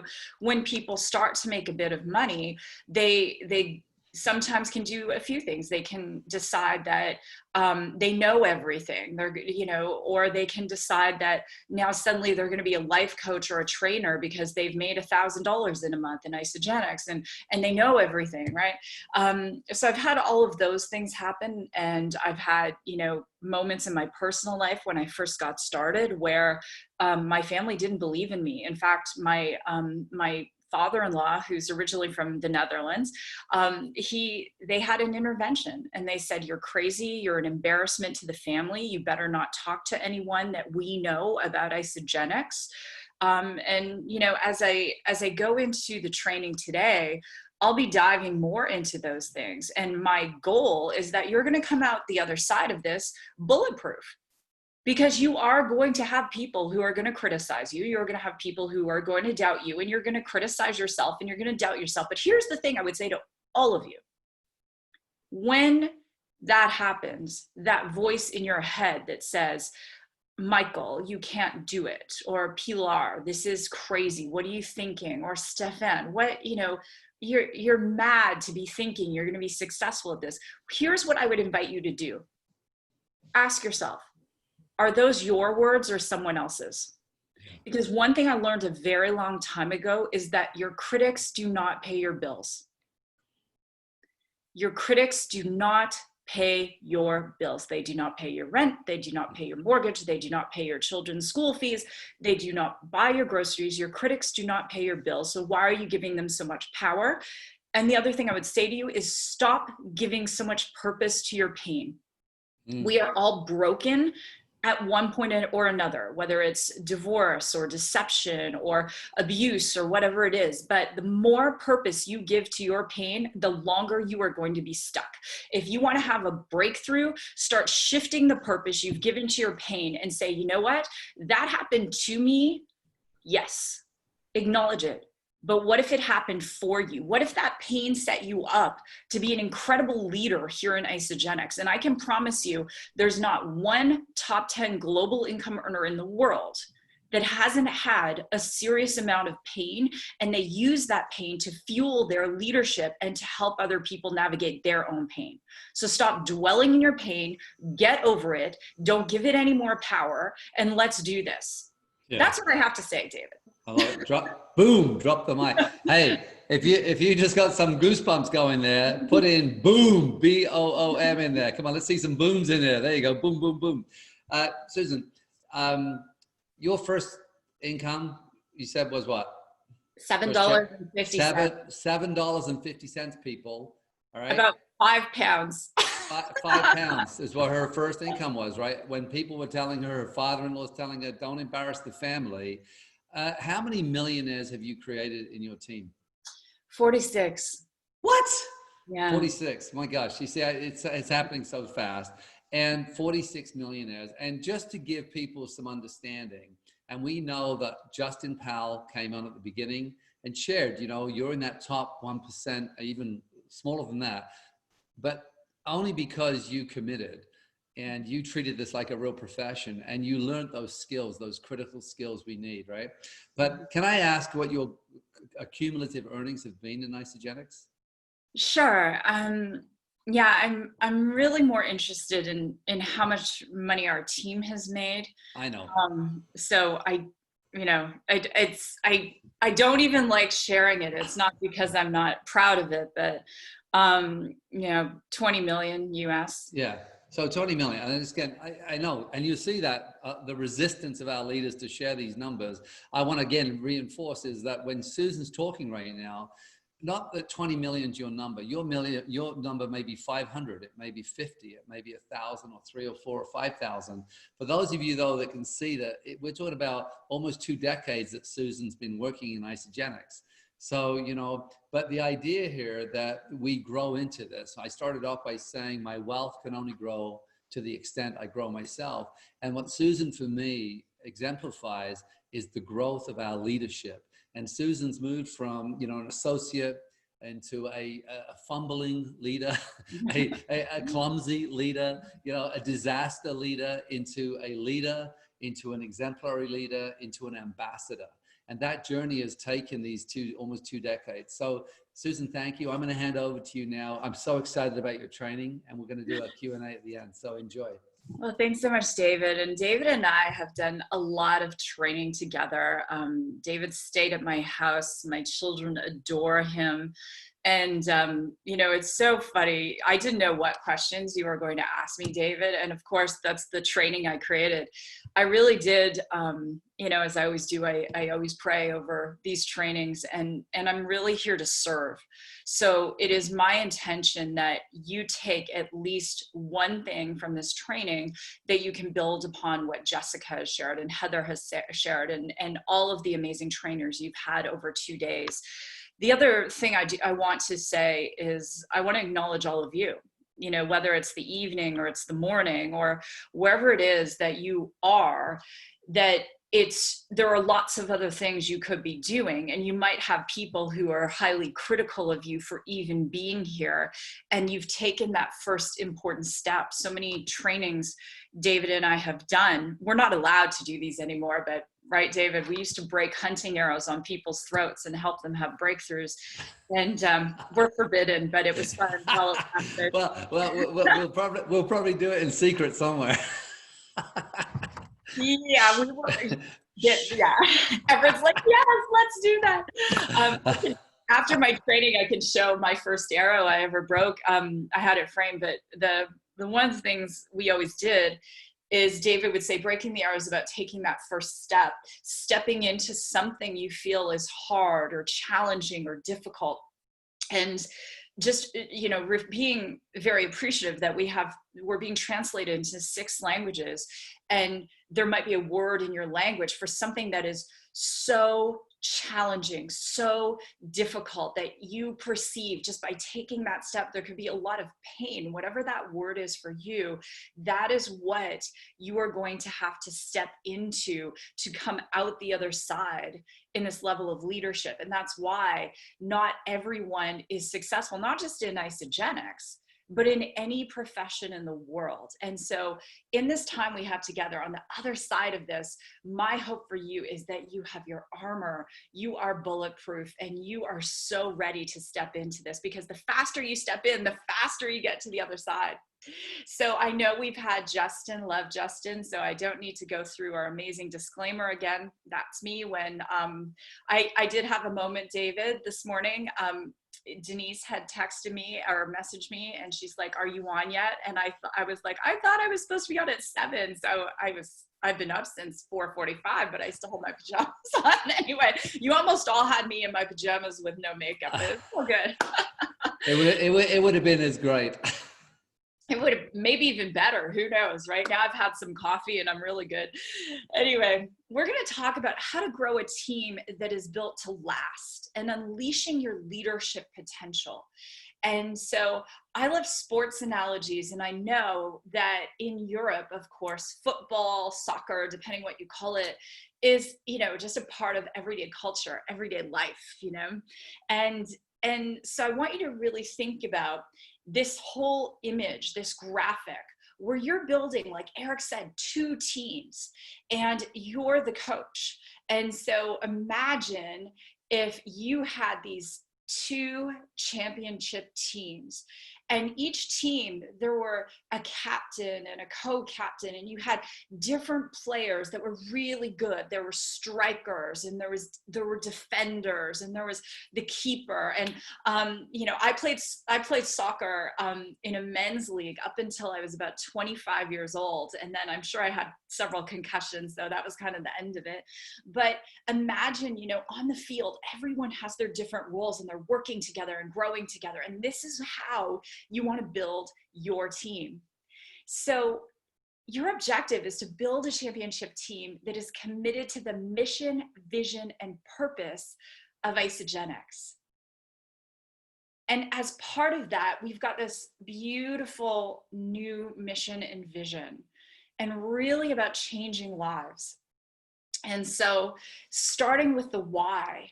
And I took a look at what the other trainers were doing, and I just feel that, you've already had incredible training. I'm really just here to perhaps add some other things, that weren't quite covered yet. Starting with this why, this purpose. In French, I love it, the raison d'être, that reason for being, what is going to get you up in the morning, what's going to cause you when it's 8 at night to message another person or DM another person. What is going to cause you to, on a Saturday when you just don't feel like doing something, to take another action? And David had mentioned that I have studied at MIT. I'm currently studying at MIT, and this weekend I have a final project for this one class I'm taking called Artificial Intelligence and Healthcare. And so I'll probably spend in the neighborhood of 12 hours this weekend on this project.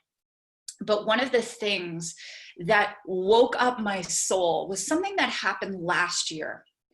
And I want you to write this down. Your why is going to change. Where people get stuck is they think, I'm going to have one why. Maybe you've been here 2 weeks or you haven't even joined yet, and you're like, okay, I have my why. And you think that's the why for the rest of your life. It's not. Your why is like a marriage. When you first, meet someone and you're so in love and there's a lot of passion, there's probably some lust. Your why is like, I just want to be with them all the time. And, that I want them to hold me and we want to hold hands. And then, 7 years in, and maybe you've got children at this point and you're like, I just don't want anyone to touch me right now. That was me. When I started having children, I was like, I just need a moment where I don't, I'm not nursing a baby or someone's touching me with like peanut butter and jam on my face or, whatever. And it changes, but your why becomes, as that relationship evolves, setting up your children for success. And then as relationships grow, my husband and I just celebrated 20 years together, as they grow and evolve, and through the fights and the arguments, and can we really do this? On the other side of that, the why becomes companionship. It becomes legacy. It becomes teamwork. Your business why is going to be the same. Write this down, please. Every time my life changes, my why will change. And I got emotional there because I know some of you are going through some life changes. During my Isagenix journey, I've gone through several life changes. But what happened to me last year is why I'm here right now, why I would, on a Saturday morning when I have a big project due and, you know, children and, you know, everything else that's going on, why am I here? Because of this one thing. So last year when I began studying at MIT, I read a study by McKinsey, which is a global consultancy. And it said that by the year 2030, artificial intelligence and machine learning were going to displace 800 million jobs globally in Spain, in Poland, in the Netherlands, in, you know, Italy, in France, in the UK, in America, in Canada, Australia, all over the world, jobs were going to be displaced. And what that means, a displaced job, is that a person may have trained to be a legal clerk or an accountant or whatever it is, an X-ray technician, and suddenly machines can do those jobs.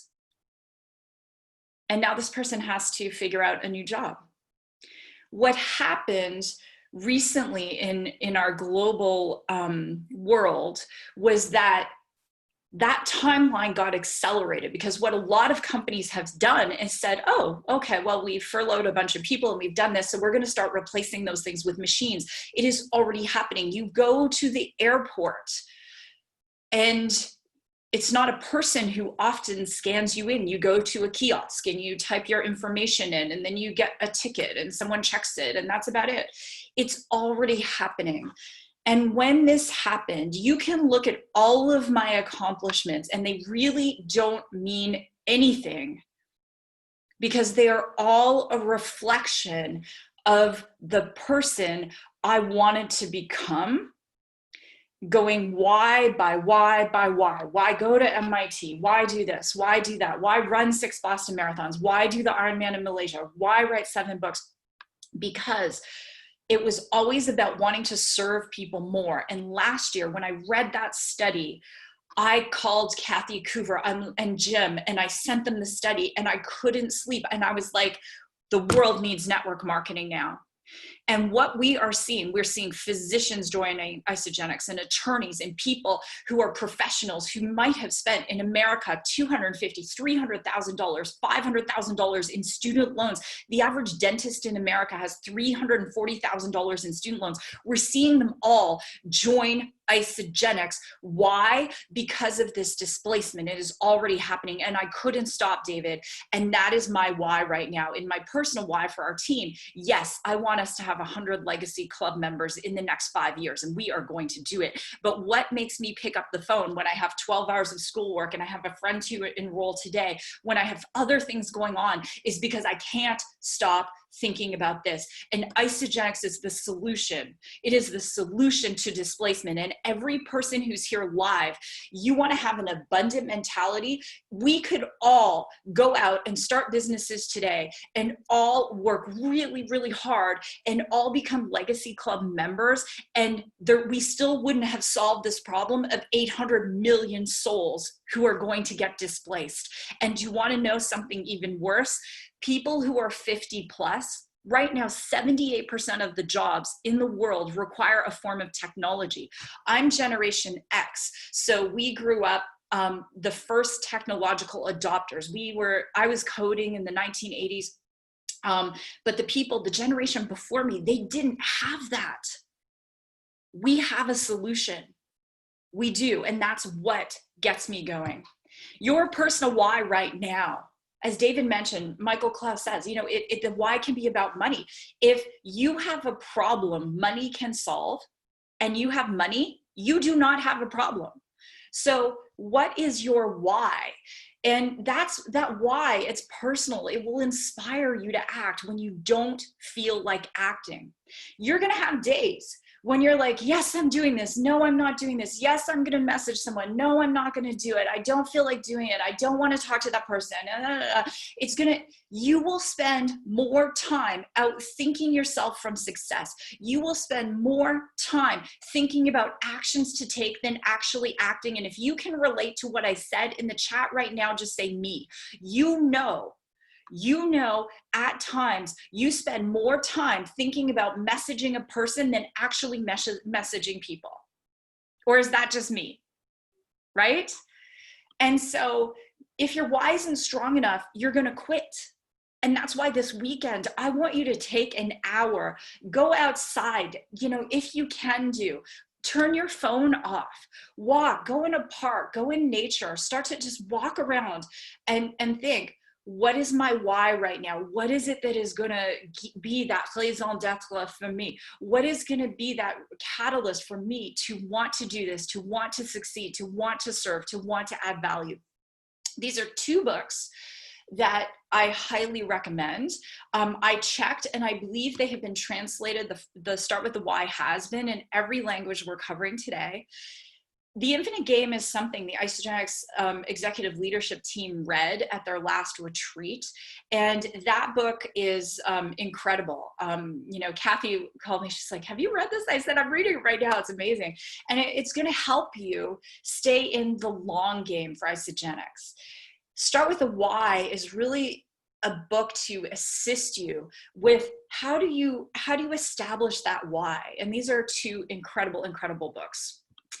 All right, a little bit about my own journey. So you might say, well, Susan, you know, it's all good, 46 millionaires and, you know, you 17-star platinum. What is that? You know, one of the things that I want you to know is there's a saying that goes like this: you only see the glory, you don't know the story. And David likes to say, every master was once a disaster, ... especially me, right? Especially me. So a bit about my journey. Back in the 90s, I was one of the first people on the internet, the whole internet, 1995, to be an online lifestyle and wellness coach. And this was my original website.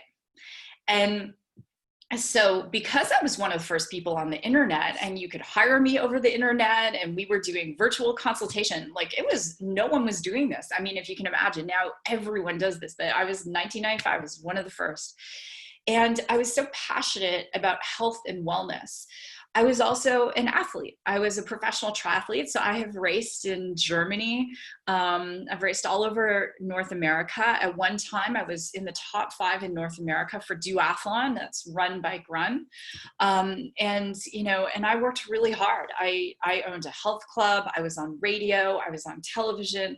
I worked 7 days a week. And the thing that was my why at that point was really about proving myself. And like many of you, I came from a background where I had to prove myself for a variety of reasons. And I'll just be completely honest. I grew up in a very small town in southeastern Ontario. There were only 5 families that weren't white.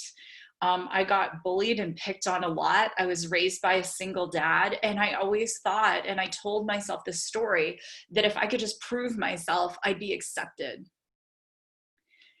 One thing I've learned over time, if that's the program you're running, the story you're running, I have to be accepted, I have to prove myself, eventually you become exhausted because you can only prove yourself so much. Because the reason is so external. It's not this internal reason, this why. And so what happened to me is I got sick. And my doctor told me that, the way I was going, my body was breaking down and it wasn't good. And 3 days after that, my then marriage fell apart. And 16 weeks after that, I lost my business. And I went from driving the Mercedes and getting the free meals in restaurants and everyone knowing who I was, writing for magazines and, all of that stuff, to bankrupt and living on my brother-in-law's sofa as a single mom. And I remember getting down on my knees and just saying, God, if you'll show me the way, I will do the work. And I didn't ask for a handout. I was so exhausted. I was so broken and tired. And I just said, show me the way. And that summer in the year 2000, I met the woman who 3 years later would introduce me to Isagenix.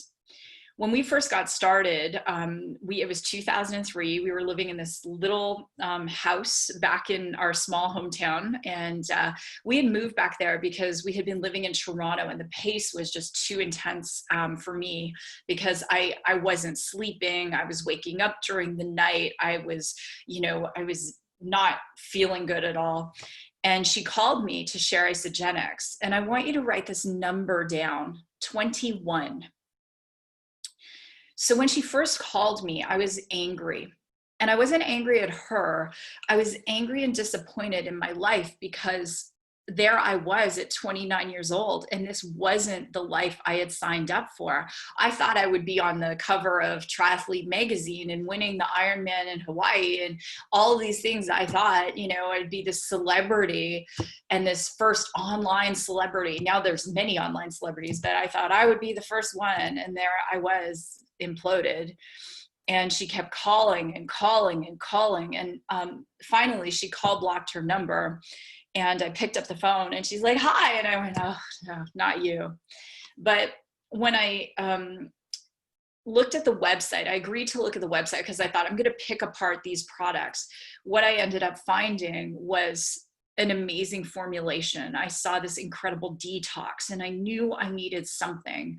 So begrudgingly, I joined Isagenix and I ordered the detox. And back in those days, the Canadian dollar is about 60 cents to the American dollar. So one 9-day system, which in America would back then cost around $125, would cost almost $300 by the time you added the shipping and everything else. And I signed up my husband without telling him. So he was furious. And he said, this better work. And 4 days in, I mean, I knew I felt energized and focused. And how many of you just knew day 4, I was like, yes, I feel amazing. And I did 2 cleanse days, 2 shake days, and that was it. And my husband then said to me, he said, you better get these products paid for. They're expensive. And we were living on $32,000 Canadian a year. So that would be approximately 20,000 pounds a year for the house. I mean, it was nothing. And we didn't even have money when our daughter was invited to birthday parties. We didn't have money for the birthday gift. It was so humiliating. We both went from making 6 figures to this. And so when I started Isagenix, I had to treat it like a business. And so the first thing I did, I made a list of 75 people. And one of the first people I enrolled, her name was Mar Lorenzo. And Mar lived about 3.5 hours from me. And so I was working full time and we had 2 kids, and I had, the family having the intervention. We had, all of these things going against me.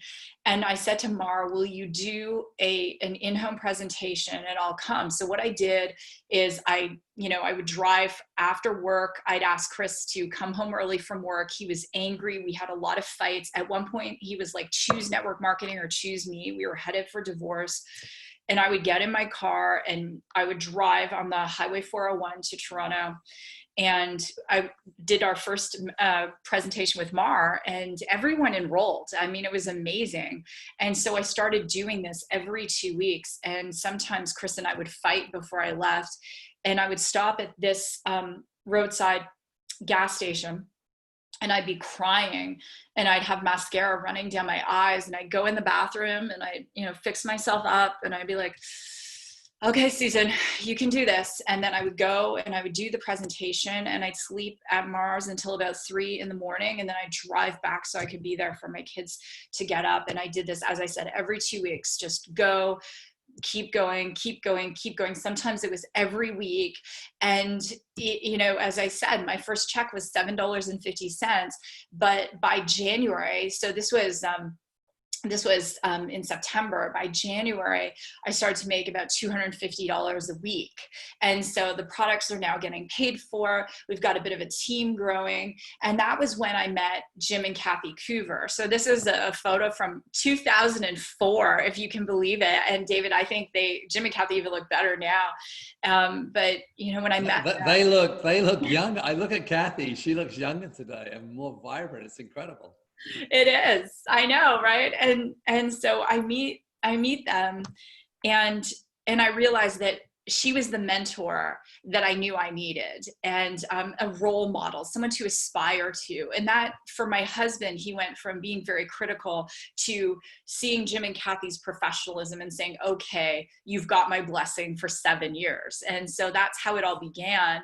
And this is our family today. And, you know, none of my children have student loan debt. All of their tuitions are saved in the bank. Our son just started university. And David mentioned, you know, what was that original why for me? My daughter, who's in the middle, the 23-year-old, she was gifted. I couldn't afford to send her to the gifted school. So that was my first why. Then, you know, our son was on the autism spectrum. We couldn't afford for the special care for him. So that was the next why. And it was just constant. It was like one why. And then I wanted to expand our family. And Chris said, we can't afford it. And I said, how much money? This is horrible, David, but it's true. How much money do I need to be making in order for it to be okay for you to think we have enough money to have another baby? And it's too bad people don't ask that question, because children are expensive, right? And he said, you know, $300,000 a year. And I said, okay. So we got to $300,000 a year, and then we had our next baby and our next baby, and we're done. But it was that one why, and then the next why, and the next why. So the next thing I want to share with you, and I'm going to go through these next pieces to really help you. And I'm going to give you very salient steps in order to develop your leadership. And then we'll open it up to questions with David. So discovering the why of your leaders. This is the first step. A great coach knows the deepest desire of their players. They know, why are you on the field? Why are you here? My question for you is, do you know the why of your leaders? If you do not, I want you to message them after this and set up time with them this coming week and help them rediscover their why. Galvanize it, put it up on a big whiteboard or something. So my earliest mentor, Kathy Smith, she always poured belief into me, and I was placed on an inside leg. So, you know, if you have any upline who's put people under you, I want you to message them now and thank them, because, you know, I'm so grateful, because it forced me to become the leader that I became, and I'm still continuing to grow the leadership. But what Kathy used to do is she would always create predictions for me and for her other leaders. And this one is prediction for 2005. Her daughter Jen sent me this after she passed. Susan will hit 100 cycles by convention. We now call that celebration. And so when I first met Kathy, she said, you know, what is your why? And I told her about Avery needing to go to private school. I told her I wanted to have a baby. And she said to me, she said, Susan, Avery will go to that school. I will be holding your baby. And you know what? She was so convicted that I had to borrow her belief in me. And that's what I want for you. I want you to be able to say, you know, Kelly Marie, you will be at 20 cycles a week. You will be able to stay at home with your babies. Tara, you will be a 6-star golden circle. You will be on stage, walking across stage when we have stages again. That level of conviction. I send note cards to people in our team and say, I am so excited for you to become a 3-star golden circle. Handwritten notes that you send in the mail. Those things, they mean so much to people. And so knowing your numbers, this is the next thing. A great coach always has a plan. If I was the coach, I don't want to get contentious here, but Manchester United, if I was the coach of Manchester United, sorry, Kevin Denham, I have a playbook. I have numbers. The team understands. I know my strikers. I know their percentages. I know how likely they are to get the goal from however many yards or meters away. You have to do the same thing. To be a professional network marketer, you must understand the compensation plan. If you've got an international team, I understand the Canadian compensation plan, the UK compensation plan, the American compensation plan, the Australia compensation plan. I'm learning, you know, what it is in euros, in Italy, and in France. Why? Because I am a professional network marketer. And I want you to write that on your page right now. I am a professional network marketer, just like I gave myself 7 years, right? 7 years to become a professional. So you've got to know the numbers. Jimmy Smith, he recorded all of his numbers, how many people he personally enrolled. He recorded the total team size, his left leg, his right leg, how many cycles. And so he taught me early on. I met him in person, November the 24th of 2003. And he showed me this black book that he had kept all the numbers. And so I said, I'm going to start keeping my numbers too. And that way, if someone comes to me, so if Teresa Van Hoosen comes to me and says, Susan, I want to go 7-star. How many people do I need on the team? How many cycles do I need? How many managers, directors, executives? I can tell her. I can give her a roadmap. Some of these things are not necessarily concrete. You could have a director cycling 30 times a week who's never gone executive, but I could break it down into cycles. I could break it down into consultants cycling 1 time a week for her. I can give her that roadmap. And you may say, well, Susan, how do I learn it? Live it. The best way to learn anything is to live it. Eric said he went to Harvard. He had to defend his position, right? The best way to learn anything is to live it. You know, go as fast as you can to 3-star and then teach people how to get to 3-star. If you have 9 3-stars on your team, 3 on one side, 6 on the other, provide they're all paid as 3-star, you'll be very close to maxing out your first center at 250 cycles a week. Wash, rinse, repeat. That's how you do it. We follow the leader in action formula. It's the same all over the world. You want to print out your sheets. Here I am, David, 17 years later, doing my leader in action sheets. You want to understand the formula. There's in your back office, there is a sheet on the formula. You want to understand the dates in the back office. There's a sheet of the dates. I have these on my desk. So, right? Susan, can I jump in for a sec? Only because I think the point you're making, which I hope everyone's going to get, so I'm going to reinforce it one more time. You know, if Lynn Hagedorn was on here with you, and I know you're great friends, she would say, master the mundane. Here you are, all these years later, you know, doing the simple things, you know, following the same formula that's available to every single person listening. And you do the do. I mean, I could come into your office anytime and it's there in front of you. You do it because of duplication. And this is the beauty of our profession is here you are, you know, and again, I know you don't like me using this number, but I'm going to, $20 million later, showing everyone exactly what you do on a daily basis. No secrets. It's not like, okay, I'm going to keep this secret. It's like, hey, here's it is. This is what we do all over the world the same way. So this mastering the mundane, and you say rinse, was it rinse, wash, repeat? It's like, how can it be so simple? Anyway, I just want to reinforce that for those new people saying, oh my God, if I can learn these things, I can be successful, right? Absolutely. And it's how you live your life. If you went into, you know, my bathroom, my master bathroom, I've got Isagenix skincare in there. On my desk, I have all the, like most of the essential oils. Some I have in another room, but I have 5 of them on my desk. I have Isodelates in a little bowl. I mean, it's just, you know, and people say, well, how do you go to MIT? How do you run a technology company? You know, and we specialize in the hospital sector. It's not even related to Isagenix, but it's health still, my passion. I mean, like, how do you do all that? Because when I sit down at my desk and it's time for Isagenix, it's time for this sheet. And that's the number one thing, right? And so what does this sheet mean? For me, David, how am I supposed to lead anyone if I'm not doing what I'm asking them to do? And this is the magic mystical formula, right?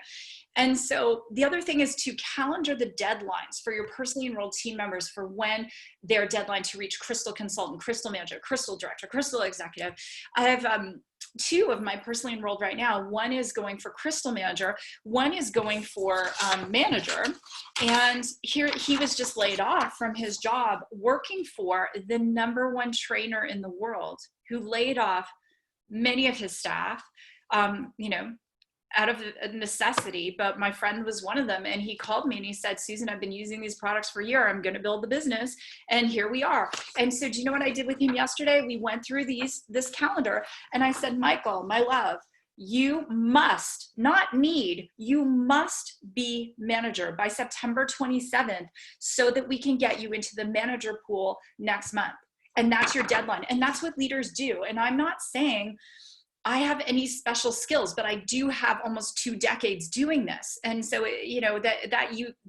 you make up in overtime, you learn these things, right? And working in 90-day stretches. So working with your team. Okay, Teresa, what are your goals 90 days from now? Charlene, what are your goals 90 days from now? What is this roadmap? Know the numbers. And then one of the things I do, David, is my team members that I'm working with. Susan, I'm just going to ask you just for the translation. Yeah. I know when we start getting passionate, we just want to slow that down so they can keep up. Some of these words that I just want to, it's such gold. And I know you and I, when we get going, it's like, wow, let's go, baby. Okay. Just thought to remind you. Oh, thank you. I apologize. Yes. Okay. Désolé, mes amis, for the French speakers. So with this sheet, what my leaders do on Monday morning, they take a picture of it with their phone and they text it to me. And so in doing that, that's helping me help them to know what their plan is for the week and where do they need to have filling in points, because at the end of each cycle, you've got to have points in each category. So in this cycle, you'll see I don't have any of my personally enrolled who've rank advanced yet. So that's why, that's not the only reason, but it's helping to keep me on task saying, okay, for Michael and Jessica, who are on their manager run, that will put the points in this column. And so then rallying your team at the beginning of the week and to do a team workout. So let me show you how we work out. Every Monday at 10 a.m. Pacific, 1 Eastern, you're all invited to come. We do what I call Momentum Monday. And there are people from different teams and we use the Penny app. We work, we prospect people.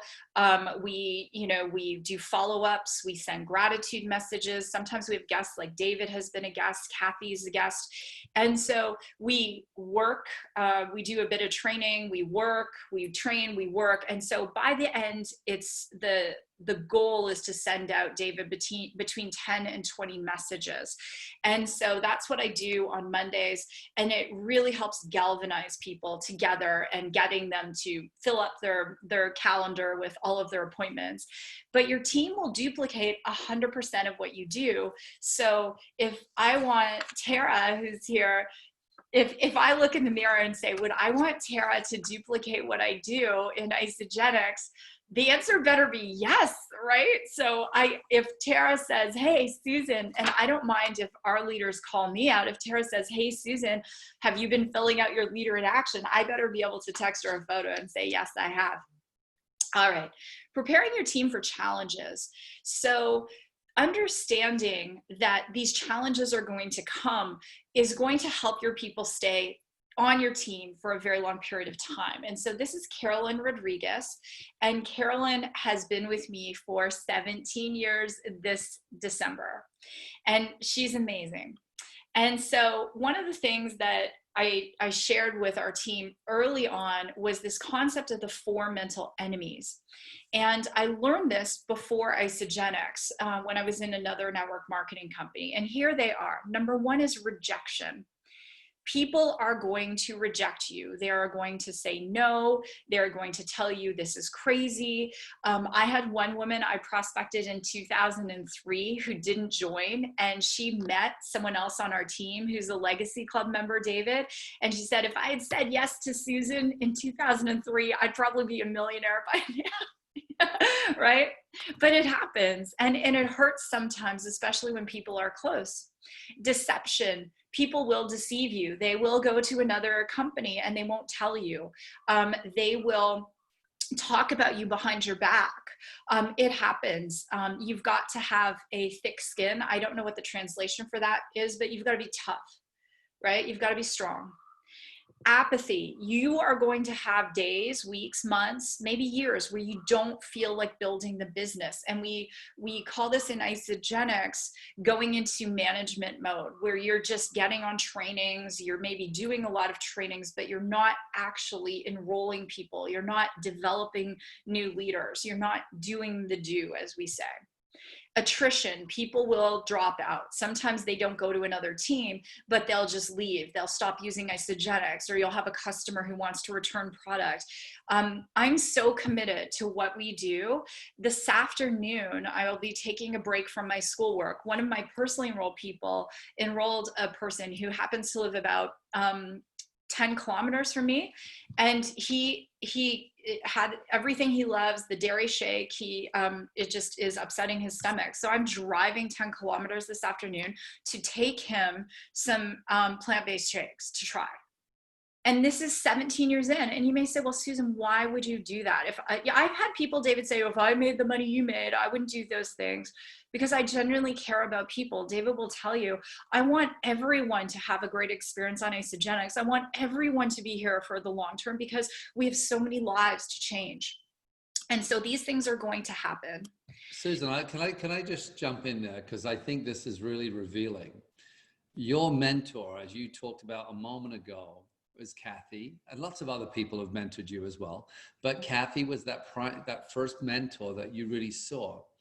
Kathy would jump in a car today as the owner of the company and drive 10 kilometers. And she does regularly do these things. So what I can see is part of this is who you are, but part of it, this is our culture. And our #1 income earners around the world in each country, you know, if we're in Belgium, Michael's the kind of guy who's going to come out and he's going to help people the same way. So I do believe this is, again, that we have a culture of really not caring and understanding that every single person's important, right? Mm-hmm. That's beautiful. Every single person is important. I know Teresa Van Hoosen, who's here, she's gone to do a launch party for a group that they weren't even financially linked to her. And, you know, she's a Legacy Club member. She's been here, you know, as I said, 16 years. So, you know, it's a thing, it is really, in the book, Good to Great, Jim Collins, you know, he spoke about good leaders and great leaders. Great leaders help to develop new leaders by preparing them for the possible challenges. Because when those challenges happen, the emerging leaders are ready, and this is going to help them stay for the long term. They'll stay in the game. In athletics, if you've ever been an athlete, you know at some point when you're racing or you're on the pitch or whatever it is you do, that there is going to be a point where you have pain. And remember, I said, stop giving purpose to the pain. An athlete says that pain gets me on the podium.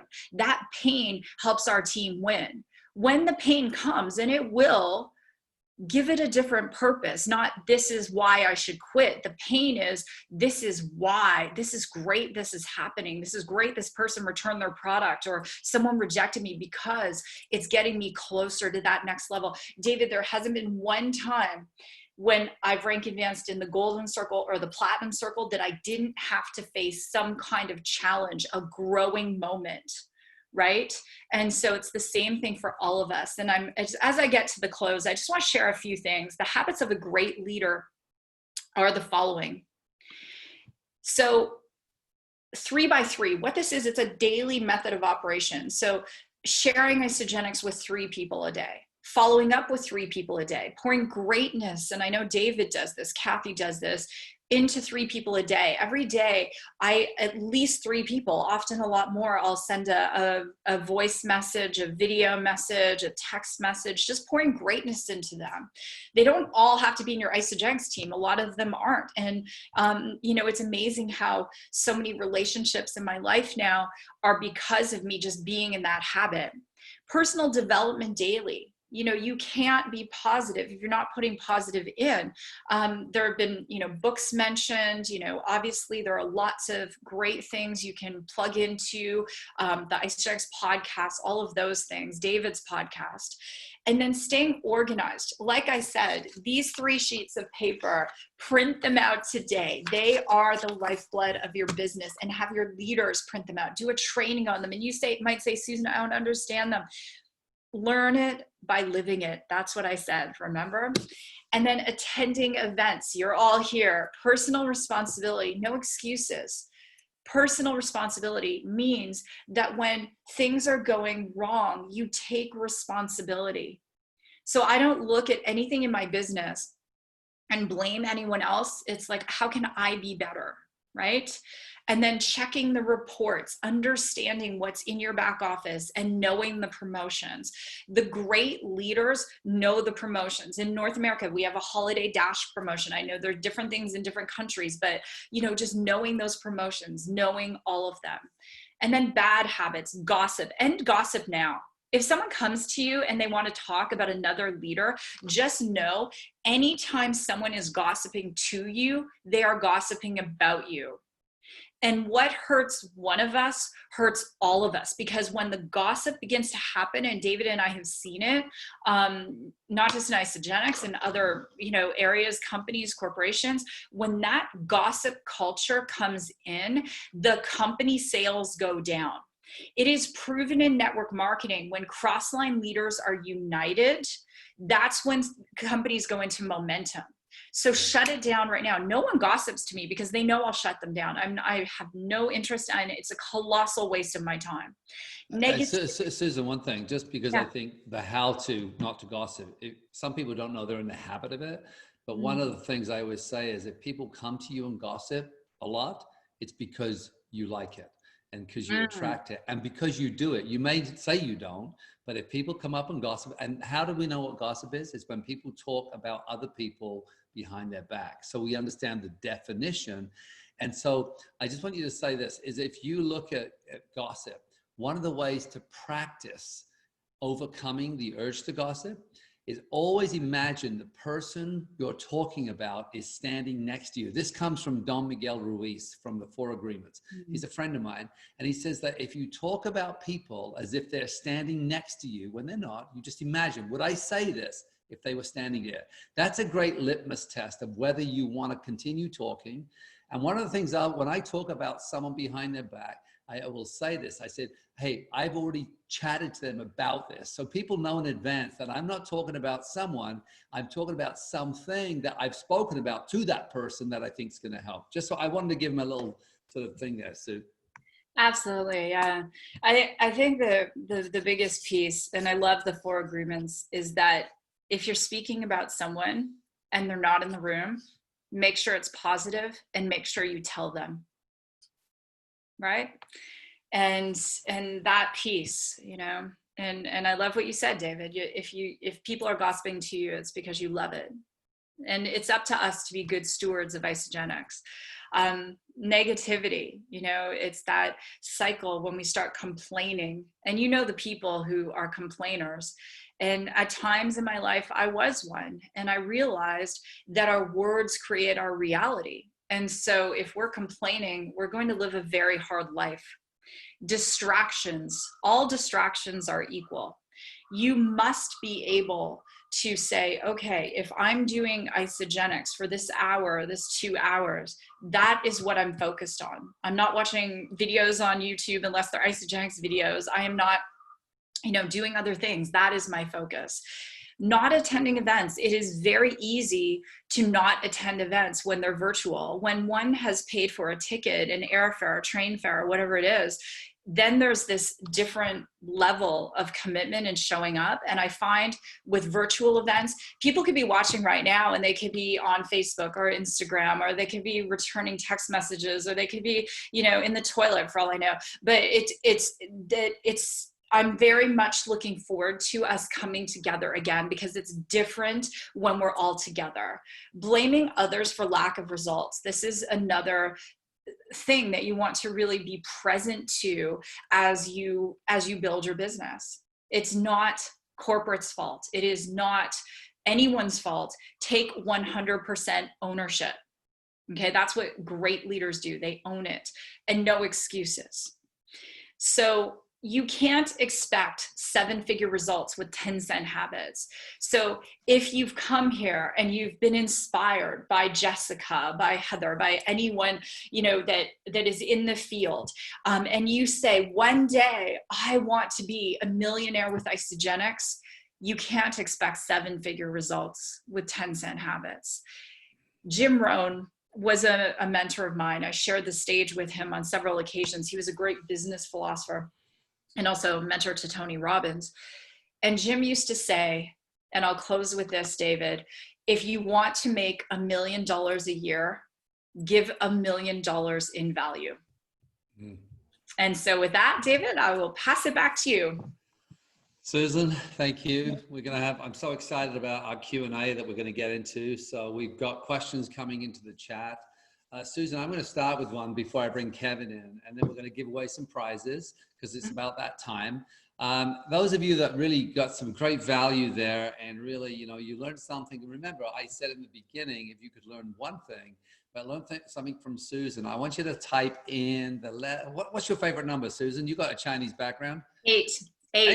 Type in number 8 for Susan here. So let's just see number 8 on the chat there for your takeaways. Awesome. Look at that. Look at that. Tons of 8s. Susan, because we've got people from all over the world, all over Europe, I'm sorry. I just want to, and actually all over the world. I see Australians, I see Canadians, I see Americans. But Sandra Zalma, she said, cuando una persona está pasando muy mal, ¿cómo poder hacer para que tenga pensamientos positivos? Okay, so what she's saying is that, you know, when a person's having a really bad time, how can we make help them think more positively? And I know the reason I wanted to start with this, because I think this is the crux. When I go back to my lead into you, which was the process of manifestation, environment, thoughts, feelings, actions, results, and to sort of have a little moment here on how do we change that negative Nelly, that imposter in the head, that negative voice that's always tearing us down. How do we help people, and what's some of your strategies to help people overcome their negative thought process? Oh, it's a beautiful question. Gracias, Sandra. David, your Spanish is excellent. Oh, muchas gracias. My Spanish is not. ¿Dónde está mi galleta? That's about as good as it gets. Oh, ¿cuánto cuesta esta? And ¿dónde está el baño? That's about all. That's the one we all start with. Where's the bathroom? Yeah, you got to know it. Una cerveza, por favor. It's too early for that. So one of the things I would say, Sandra, and for all of you, is as leaders, one of the most valuable things we can do is, as I said, know the person's why. So if I'm working with Madeline and her why is that she wants to have enough money to work part-time so she can stay at home with her daughter. How much money is that? That's number one. And then I'm going to write it. Madeline, you know, I'm very organized, right? So Madeline wants to stay at home with her daughter. That can happen with 15 cycles a week. Then the next thing we're going to do is break it down into small steps. And we're going to celebrate every step of the way. So when Madeline gets to her first cycle, okay, Madeline, we are 1/15 of the way there, right? Madeline, when you know, she gets to 2 cycles, we're 2/15 of the way there. And having our Monday morning check-ins or Monday afternoon check-ins, and what is the goal this week, and celebrating. The biggest challenge, I would say, David, in network marketing, one of many, is that people tend to set goals that are so big that they deliberately set themselves up to fail because they're so accustomed to feeling bad. It just proves to them that they don't deserve it. Yeah. So what I like to do is really focus on the power of the cycle, because could you max out a center by helping 250 people cycle once a week? You could. The math is logical. It works. So focusing on those small steps, Sandra, knowing the person's why and celebrating every step of the way. That's how you lead your people. Awesome. And Sandra, I want to add to that, and we're going to bring Heather in. So Heather, you can open up your camera, and Kevin, we're going to bring you back in. But I just want to touch on this because I thought it was such a great question. Sandra, what are the most important ways for me? Let's say I'm around people that are negative, and I've got a friend right now who's going through a really tough time with cancer. And so every time I'm around him, he wants to, obviously there's a lot going on. He's fought it a couple of times, whatever. But I get to choose how I behave around people. One of the best ways is to behave when you're around someone who's negative is you want to stay, you choose to either sink into their energy or you stay elevated in your own energy and you become a model for them. How you speak, the words you speak, everything you do, how you behave, it kind of people watch and they witness us. And that's part of the process is how I manage myself. So it's not about me helping someone else change their negative thinking process. It's about me managing my own and behaving that way around people. So I actually, because we're either infecting people or we're affecting people every second of every day. We're infecting or affecting. And I choose to live in a world of effect. But when my mind was negative, first of all, I realized there's two of me. There's the conditioned mind of what I've been taught to think. And then there's the real me, the person I was born to be. And so how do I know who is who? And how I do it is this. When I hear a negative thought in my head, I know that's not the real me. I had to learn that. When you look at a 2-year-old, they're unstoppable. People, get special locks on drawers and they put special things on electrical sockets. Kids will climb over. They're fearless until we teach them how to fear. So what I say is this, is that, we get to sort of notice is if it's a negative thought, I don't believe it. I realize that that's something I want to overcome and work through. So I realize that's my conditioning. When I have a positive thought, I build on it. So I notice I don't fall into my negative thinking. I focus on my positive thinking. And the more I do, the more I quieten the mind. So if I hear, like I used to, I had such low self-confidence. I remember walking 6 miles to go to a pub and I was too afraid to walk in. I walked home again. I was too shy. Imagine that, me being shy, but I was, right? And so what I realize now is if I hear a negative thought, I catch it and I just say the opposite. So I don't believe it right away, but I catch it. If I said I'm useless, I will notice I said that about myself.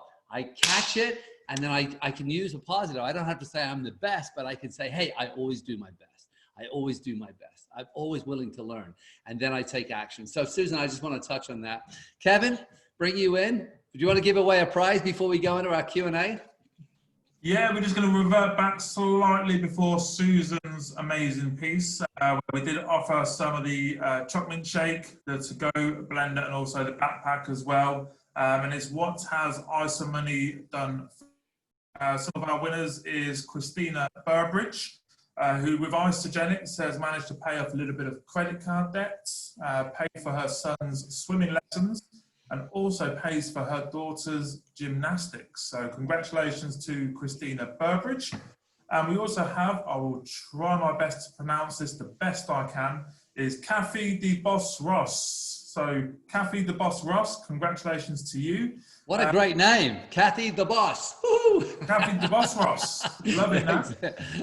But pretty much she's just saying that every single euro she earns makes a huge difference in her life from Isagenix. So just congratulations to, again, the Boss Ross and Christina Burbridge. And just for the prizes, if you are a winner, just hit me up on Facebook. Just send me your name with your Isagenix ID and we'll be able to get those products shipped out to you as soon as possible. So just follow me on Facebook. Talking about that, we should let each of our, Susan, do you want to give if people want to follow you on Instagram or Facebook, what's your handle there? Sure, it's at Susan Sly. Easy peasy Japanesey. Yeah. And Heather, do you want to, is that it, Susan? That's the best one. I message everyone on Facebook. It's at Susan Sly Live, but or okay. Twitter it's Susan_Sly. I will tweet back at you. I will Instagram chat back with you. Awesome, yeah. And Heather, if people want to get a hold of you, I don't know how much social media you do, but are you?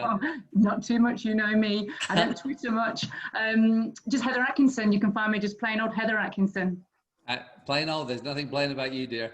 Heather Atkinson. And then for me, it's David T.S. Wood, David T.S. Wood on all of them, Instagram, Facebook, and Twitter. Not that I really tweet a whole lot, but Heather, before we hand over to Kev, just want you to talk about that because you really struggled a lot with that. You know, the whole mind thing. How did you overcome that sort of negative conversation? And what's some of your habits that allow you to not only overcome it for yourself, but also help other people? Going back to Sandra's original question. It's brilliant. Thank you for the opportunity. But before I even begin to answer that, Susan, I've been desperate for the toilet for a whole hour. And I've just leant in closer and closer. I hope nobody went to the toilet. I hope nobody got a drink, because what you shared and the time you've given up for us has been priceless. Thank you so much. I really appreciate it. Oh, thank you, Heather. That is so lovely. And I apologize to your bladder. Hey, Kevin, make a note. Next training, we're going to send ISA Depends out, so everyone can wear their Depends before Susan comes on, and we can all tinkle while we sit. All right, Heather, after you answer this question, you can run to the bathroom and then come back, okay? I'm going nowhere. Okay. It's funny because on my wrist here, everybody knows this about me, is I've never taken my band off in years. I do change it occasionally. That is my constant reminder if a negative thought dare enter my brain. So every time one creeps in, I flick it constantly, and I change that thought with an action. You and I have talked about the kind of actions that I do, the hard training. But I think also we can attract sometimes people who do share their souls with us and share their negative thoughts and how they're feeling. But I think one of the things I always do is to remind them of all the good that they have. I think it's really important. Whenever you're thinking of the bad, you are not thinking about the good. So that is one of the strategies I always talk to people about. Think of the great things that you already have. Think about the people that matter to you. One of my stable statements is, my children will always love me. I always say that. So when we think about negative thoughts constantly, we attract more negative thoughts. So I encourage everybody, get a band. Every time one creeps in, challenge yourself for 24 hours to think positively. And every time a negative thought creeps in, start the 24 hours again. I did it. It took me 18 months to have 24 hours without a negative thought. It's a great thing to do because it really sets you up to think of it as a purpose, not just, you know, you've really got to action it. Your wrist will be very sore if you really think about it. So yeah, I always think about the things that we have to be grateful for. And one tip for some of you who haven't done any work, some people like to hurt, they're like, whack, whack, whack, whack. And you know, you don't have to beat the crap out of yourself anymore. Your mind has already been doing that. So one of the things I like, the strategy I add to that is same as you, I wore a band for an entire year. And I just kept working on those negative thoughts that were embedded deep into my DNA. But what I learned was I would if I saw the negative thought, I would say the negative thought and snap, and then I would kiss it and say the opposite or the positive, so that I was actually reinforcing, not just hitting myself. I would actually catch myself in the negative and reinforce with the positive, just so that I wasn't just, because some people are like, oh yeah, I'm so, and they just love hurting themselves because they think that's going to help. With that being said, Susan, any note on that before we bring Kevin back in? I saw he just popped up. Maybe he's gone to the bathroom, Heather. I think you maybe mentioned. I just want to jump out and say that gratitude will turn any negative mood around. And that's why on Momentum Monday, the first thing we do like a group blessing, but the first thing we do after that is we send out those gratitude messages. And I love something that I learned from David when David was there guest training. He said, tell a story. So as opposed to me just saying, oh, Heather, I'm grateful for you. You know, I might say, Heather, you know, I was just thinking about when we were training together and you held off going to the toilet to hear what I had to say. And I'm so humbled to really use a story. And I'll just tell a very super quick story about this. So for probably 3 years, periodically I would just send a message to someone who had used Isagenix, kind of stops using it, starts using it. But I would just say, you know, I'm so grateful for you, thinking about you. How are your girls doing? You know, what's lighting your soul on fire? And she's like, oh, I'm doing a training program, I'm doing this. And I would always say, you know what, you're so amazing. You know, anything you put your mind to, you can do. 2 weeks ago, she sends me a message. The company I'm with, she was with another network marketing company. The company I'm with, some things are not going well. I'm all in Isagenix. I'm ready to build again. And, you know, it's just showing up for people without an agenda. And I really believe that, you know, whether it's the person you're sending gratitude to or someone else, that it all does come back to you. And so just make it a daily habit before you start scrolling Instagram and doing everything else. Take that time to send those gratitude messages and challenge yourself. You know, I just interviewed Tom Ziglar, Zig Ziglar's son. And Tom said, you know, when he's in a funk, he'll sit there and he'll send out 33 gratitude messages. And he will not do any work until his heart is full of gratitude. I just interviewed Dave Asprey, and Dave has a lab. He invented Bulletproof Coffee as a lab in California. And Dave has put executives up to electrodes, David, and they'll say, yeah, I'm grateful for my family. And he can see if they're actually grateful or not, because it changes your body chemistry. And he said the majority of them aren't grateful. They actually don't know how to feel grateful. And if we can get in the habit of doing that and have a culture of gratitude. Kathy Coover every day messages her executive team, I'm so grateful for you. Eric, you're an amazing son. This is, as David said, it's our top-down culture, and it's up to us to be ambassadors of this culture. Yeah, great point. All right, Kevy, you're up, buddy. Take us away. Lead us into the final. We're not going to go to the finish line. We're going to burst through the finish line.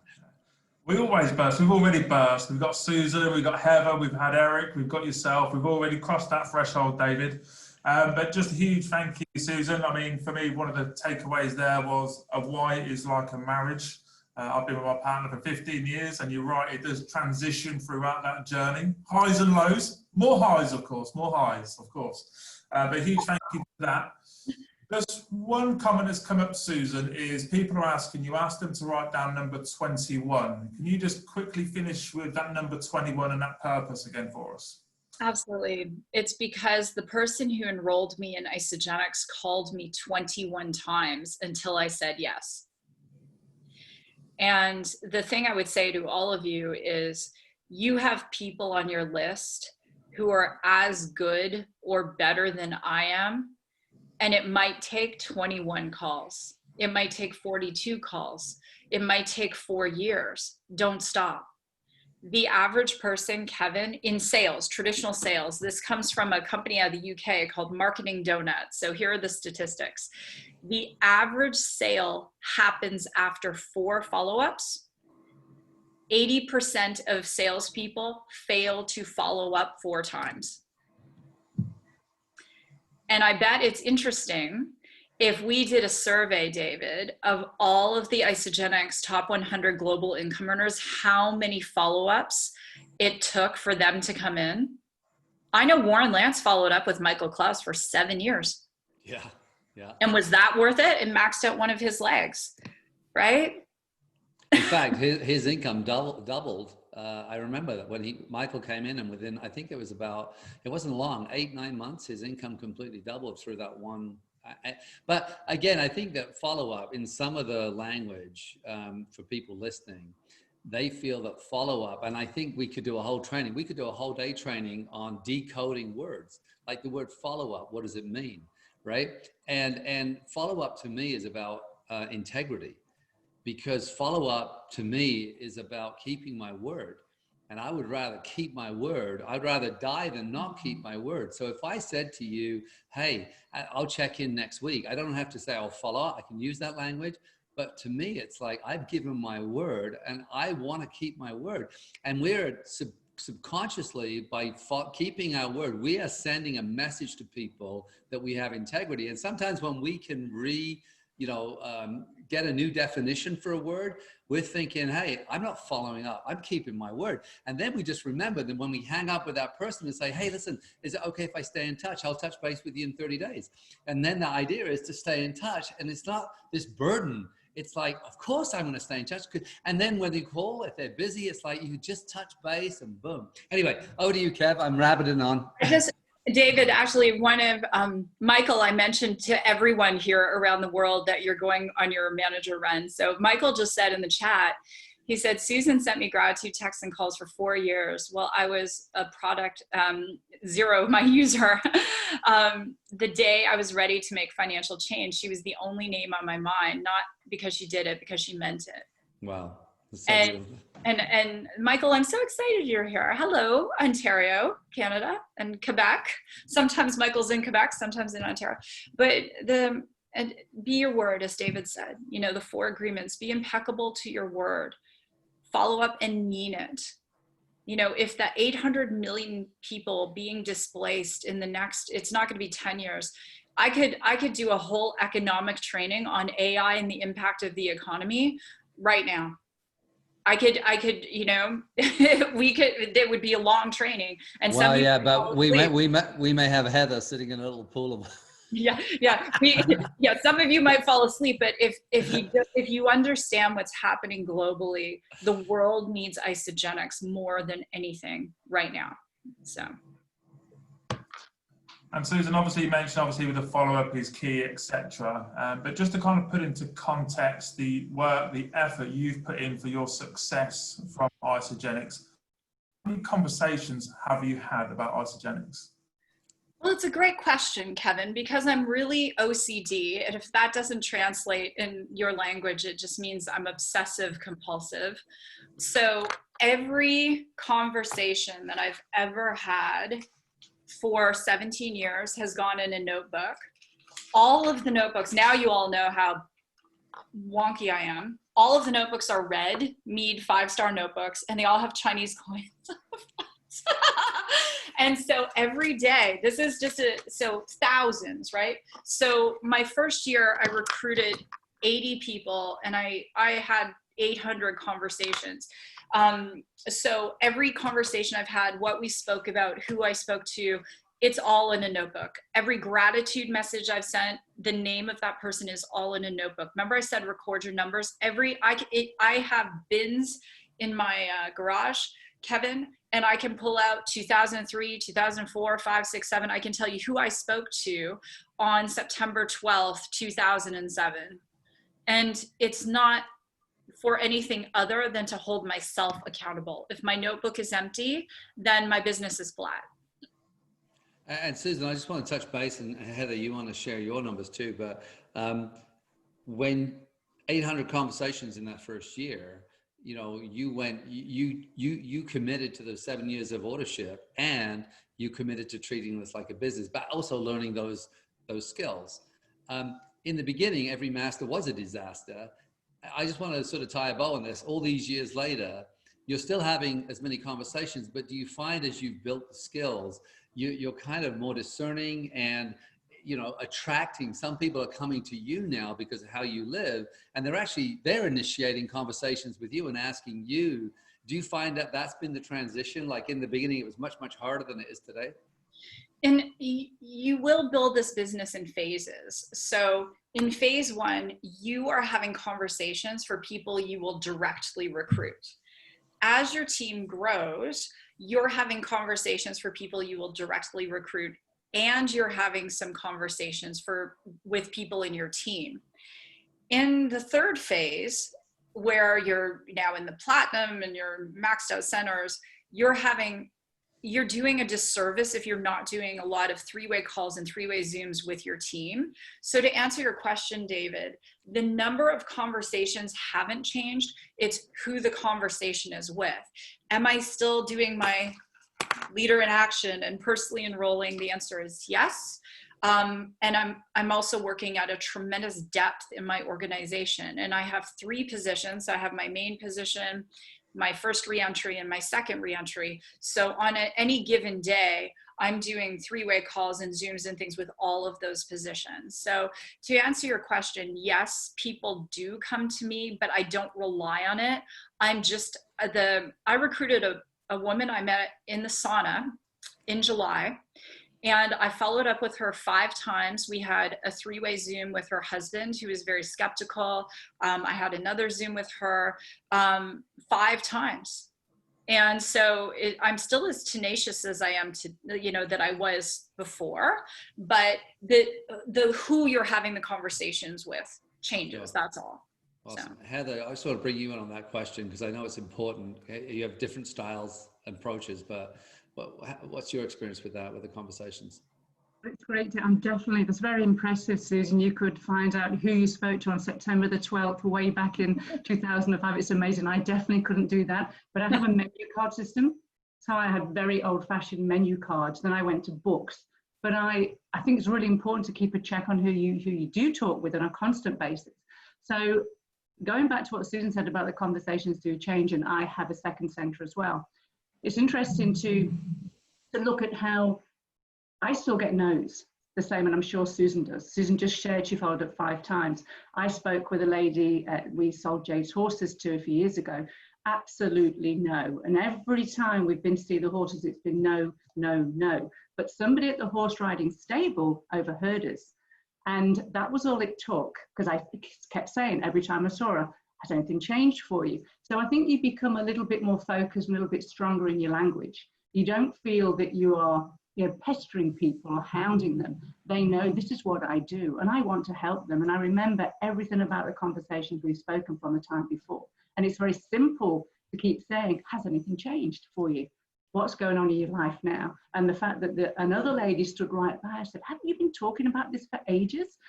And she started. So we're always talking to people, we're always enrolling new people and having the conversation. 3-way calls is a huge part of our life, although it does sound weird when we say 3-way calls. Zoom calls, of course, now I miss the face-to-face.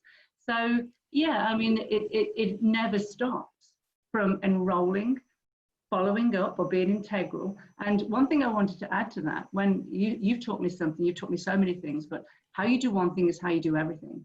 Would you ever do business with a builder that came to your house, gave you a quote, and then you never heard from him again?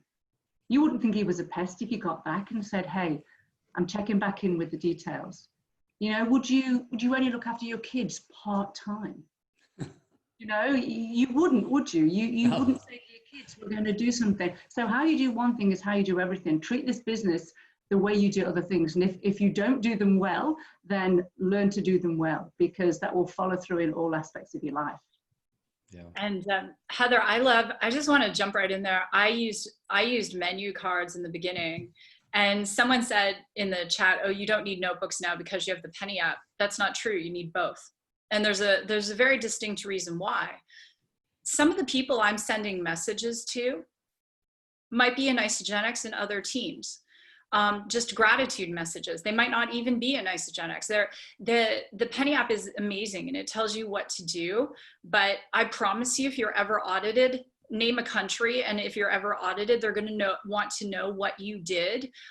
In Australia, in the UK, Canada, and America, you have to prove that you're doing 45 minutes to 1 hour a day of income producing activities if you're audited. And so that's why a notebook is so important. And also it allows you to write notes. So I spoke to Heather, and Heather is, and I would, write down all sorts of things. She loves horses and That's why you do both. And so I just want to say that, because if your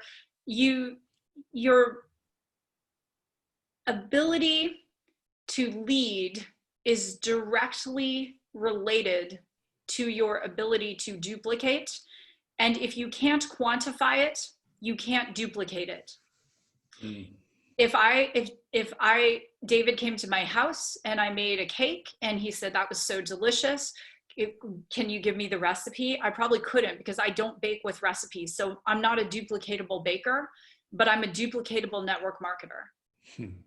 And so is Heather, because she writes it down. That's why. And I know, Kev, I know we're really tight in time, but Susan, one other question in the chat, which was really important. The 3 pieces of paper you held up, one person was really, they didn't know what they were. Can you repeat the 3 that you use each day? Just Yeah, really quickly. perhaps someone could write them in the chat while I'm showing them, if that's okay. Yeah. So, leader in action worksheet. Everyone has access to this. Okay. The second one is the leadership pool bonus calendar. So what happens with these, we're on 4 and 5 week cycles. And this is where the deadlines fall for things like the manager pool, director pool, executive pool. So these points, these weeks align with this. And then I have a confession. I forget this all the time. That's why I have this. This tells you how many points you get for each thing you do. So I don't, let's say Heather was in my team. She's like, how many points do you get for developing a manager? 6, Awesome. So I forget, but it's right here. And then I just, I keep everything in all the leader and action points in a very simple folder. And now you all know I'm really Chinese, right? Because I have all of that. And these are all of my ISA papers. I have the Crystal Executive Plan. So I constantly redo Crystal Executive all the time. Every year for 17 years, I just keep doing it over and over. So these are all of my papers in my fancy green folder, which I know Heather will appreciate. All right, Kev, I know we're at the hour now, so sorry, mate. I kind of squeezed in there asking those questions for you. I'm sure everyone on this call benefited from those additional few answers from the questions that are coming from our customers, our associates. So we really do appreciate you sharing those thoughts. Heather, sometimes maybe I look after my kids part-time as a benefit maybe, but I love them dearly, of course, at the same time. But before everyone jumps off the call, of course, we will be sharing our winners for our one-to-one calls with David, Susan, and Eric, of course. But you will find at the end of this call, you will receive a survey link that will come to you. This is vitally important that you can fill this in. We need your feedback from the events we've had online. Of course, we would love to be in person at our events, but over the last 6 months, some amazing events, including this one right now. We really need your feedback. So please take 5 minutes just to fill that survey questionnaire in for us. Moving on to our prizes. Again, any winners and achievers, just message me direct on Facebook. You can see my name on the screen anyway. But let's start off with yourself, David. I wouldn't say lucky because they've been interactive in the call throughout, but a huge congratulations to Terry-Ann Takulia. Congratulations to you. You have a one-to-one call with David. Again, this could be on your own or also with your team can join that call as well. We move on to Eric. So again, a one-to-one team call maybe with the one and only Eric Coover, everybody, is Nick Dask. So congratulations to Nick Dask. And of course, with Susan, our winner, who has probably shared around about 20 questions directed to you in our chat group. Unfortunately, we didn't get all the 20 questions answered, but of course, effort equals reward, right, sometimes. Very interactive. So Elaine Ash, you have a call. Am I frozen? Yeah, you froze. Say that again, Elena. Elaine Ash from Ireland, you are winner of a call with Susan Sly after 20 questions. Thoroughly deserved on that one. I think Heather knows that. She got so excited there, Heather. My 23andMe says I'm 17% Irish, so I'm very excited. There you go. Fantastic. So just to close our call, just want to touch on a couple of key announcements that we've got upcoming soon for you guys. Who loves an Ask the Body challenge? I'm going to do it for the final time. Just put a number 1 in the chat box if you participated or you want to participate in an Ask the Body challenge. We will have our... Am I frozen? Nope. No, good. My screen is frozen, but I'll keep going. We have our ISA Body finalists call coming up. Again, we would love to do this on stage at our events, but we'll be able to bring you on Zoom live all together to celebrate some key successes for our ISA Body finalists. This will be on the 15th of October, so save the we're looking at an evening time on the 15th of October, so we can all celebrate together. But make sure you're on that call, as we will announce our round 2 4 honourable mentions and 3 additional finalists for our ISA Body Challenge for 2020. There's a lot of home workouts going on at the moment, just saying.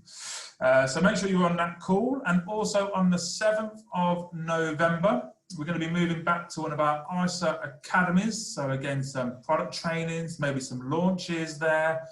But we'll have Rebecca Hairsign, our Isagenix nutritionist, will be joining us to share key product information.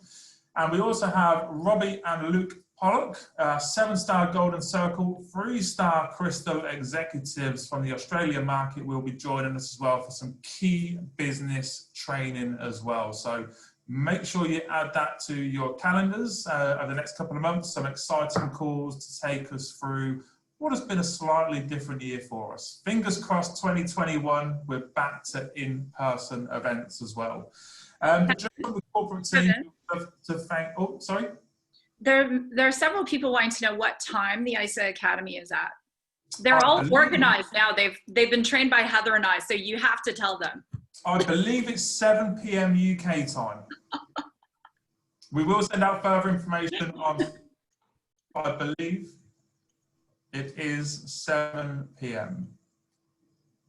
They're all excited to be there, Susan, that's why. So just from me and the corporate team, we're a couple of minutes over, but a huge thank you to behind the scenes, our events team, Christina and Mariana, working on all of the logistics that goes on. Sometimes even just to get a slide to come on these calls can be a challenge. Big thank you to all of our associates, our customers, that's to you that have spent the last 2 Saturdays spending time with us and our key trainers. We've got to give a big shout out to our translators on the call. Translating myself, David, Susan, Heather, Eric. We're all quite fast speakers at times because we love what we do. So just a huge appreciation to all of you. A huge appreciation to all of our leaders that were ready for any question that was going to be answered. Thank you to you guys for joining as well. But of course, big thank you everybody to Jessica Rayner for last week's training. Heather, as always, you are on both of our calls. We appreciate you so much for what you do for the Isagenix community. And we love you. Big shout out, of course, for Eric Coover, again, participating late from Australia on both of our Saturday calls as well. Of course, so much love for yourself, Susan. Thank you for the time and efforts you put into the European market for our European associates. I can't believe, was it a year or 2 years ago you were over here last time? 1 year. 1 year, a year ago already. Time flies. But again, huge thank you for the time you put into our associates here. But of course, the last man standing, please, again, just go into the chat box, really share some love for this true, genuinely lovely man. Spent so much time supporting all of us, even at corporates at times, but also our associates, our customers. Please share some love for the man that loves to live life, the David T.S. Wood, everybody. Thank you, David. Thank you for your time. Any final words, David, before we go? Yes, Kevin, again, listen, everyone, the corporate team, they don't build in the field, but behind us, they're there every single day. I just can't say enough. Every single time you phone customer care, take an extra second to check in. How's their family? Give love, give gratitude before you ask for something, and understand this entire team. They thrive on watching your successes and creating time freedom. But to do that, a lot of them give up so much of their time on weekends, like right now, Kevin away from his family. And I just want to make sure that we honor the fact that this is one team, but on one side, these guys are always working when you're sleeping. So Kevin, to you and the entire team, Elena, Christina, the total team, Mariana, I just want to say thank you. So let's have a big, big round of applause for that team. Appreciate that. Thank you, David. Have a wonderful weekend, everybody. Take what you've learned, implement it into your business, and success will be yours. We look forward to seeing you all very soon. Take care, everybody.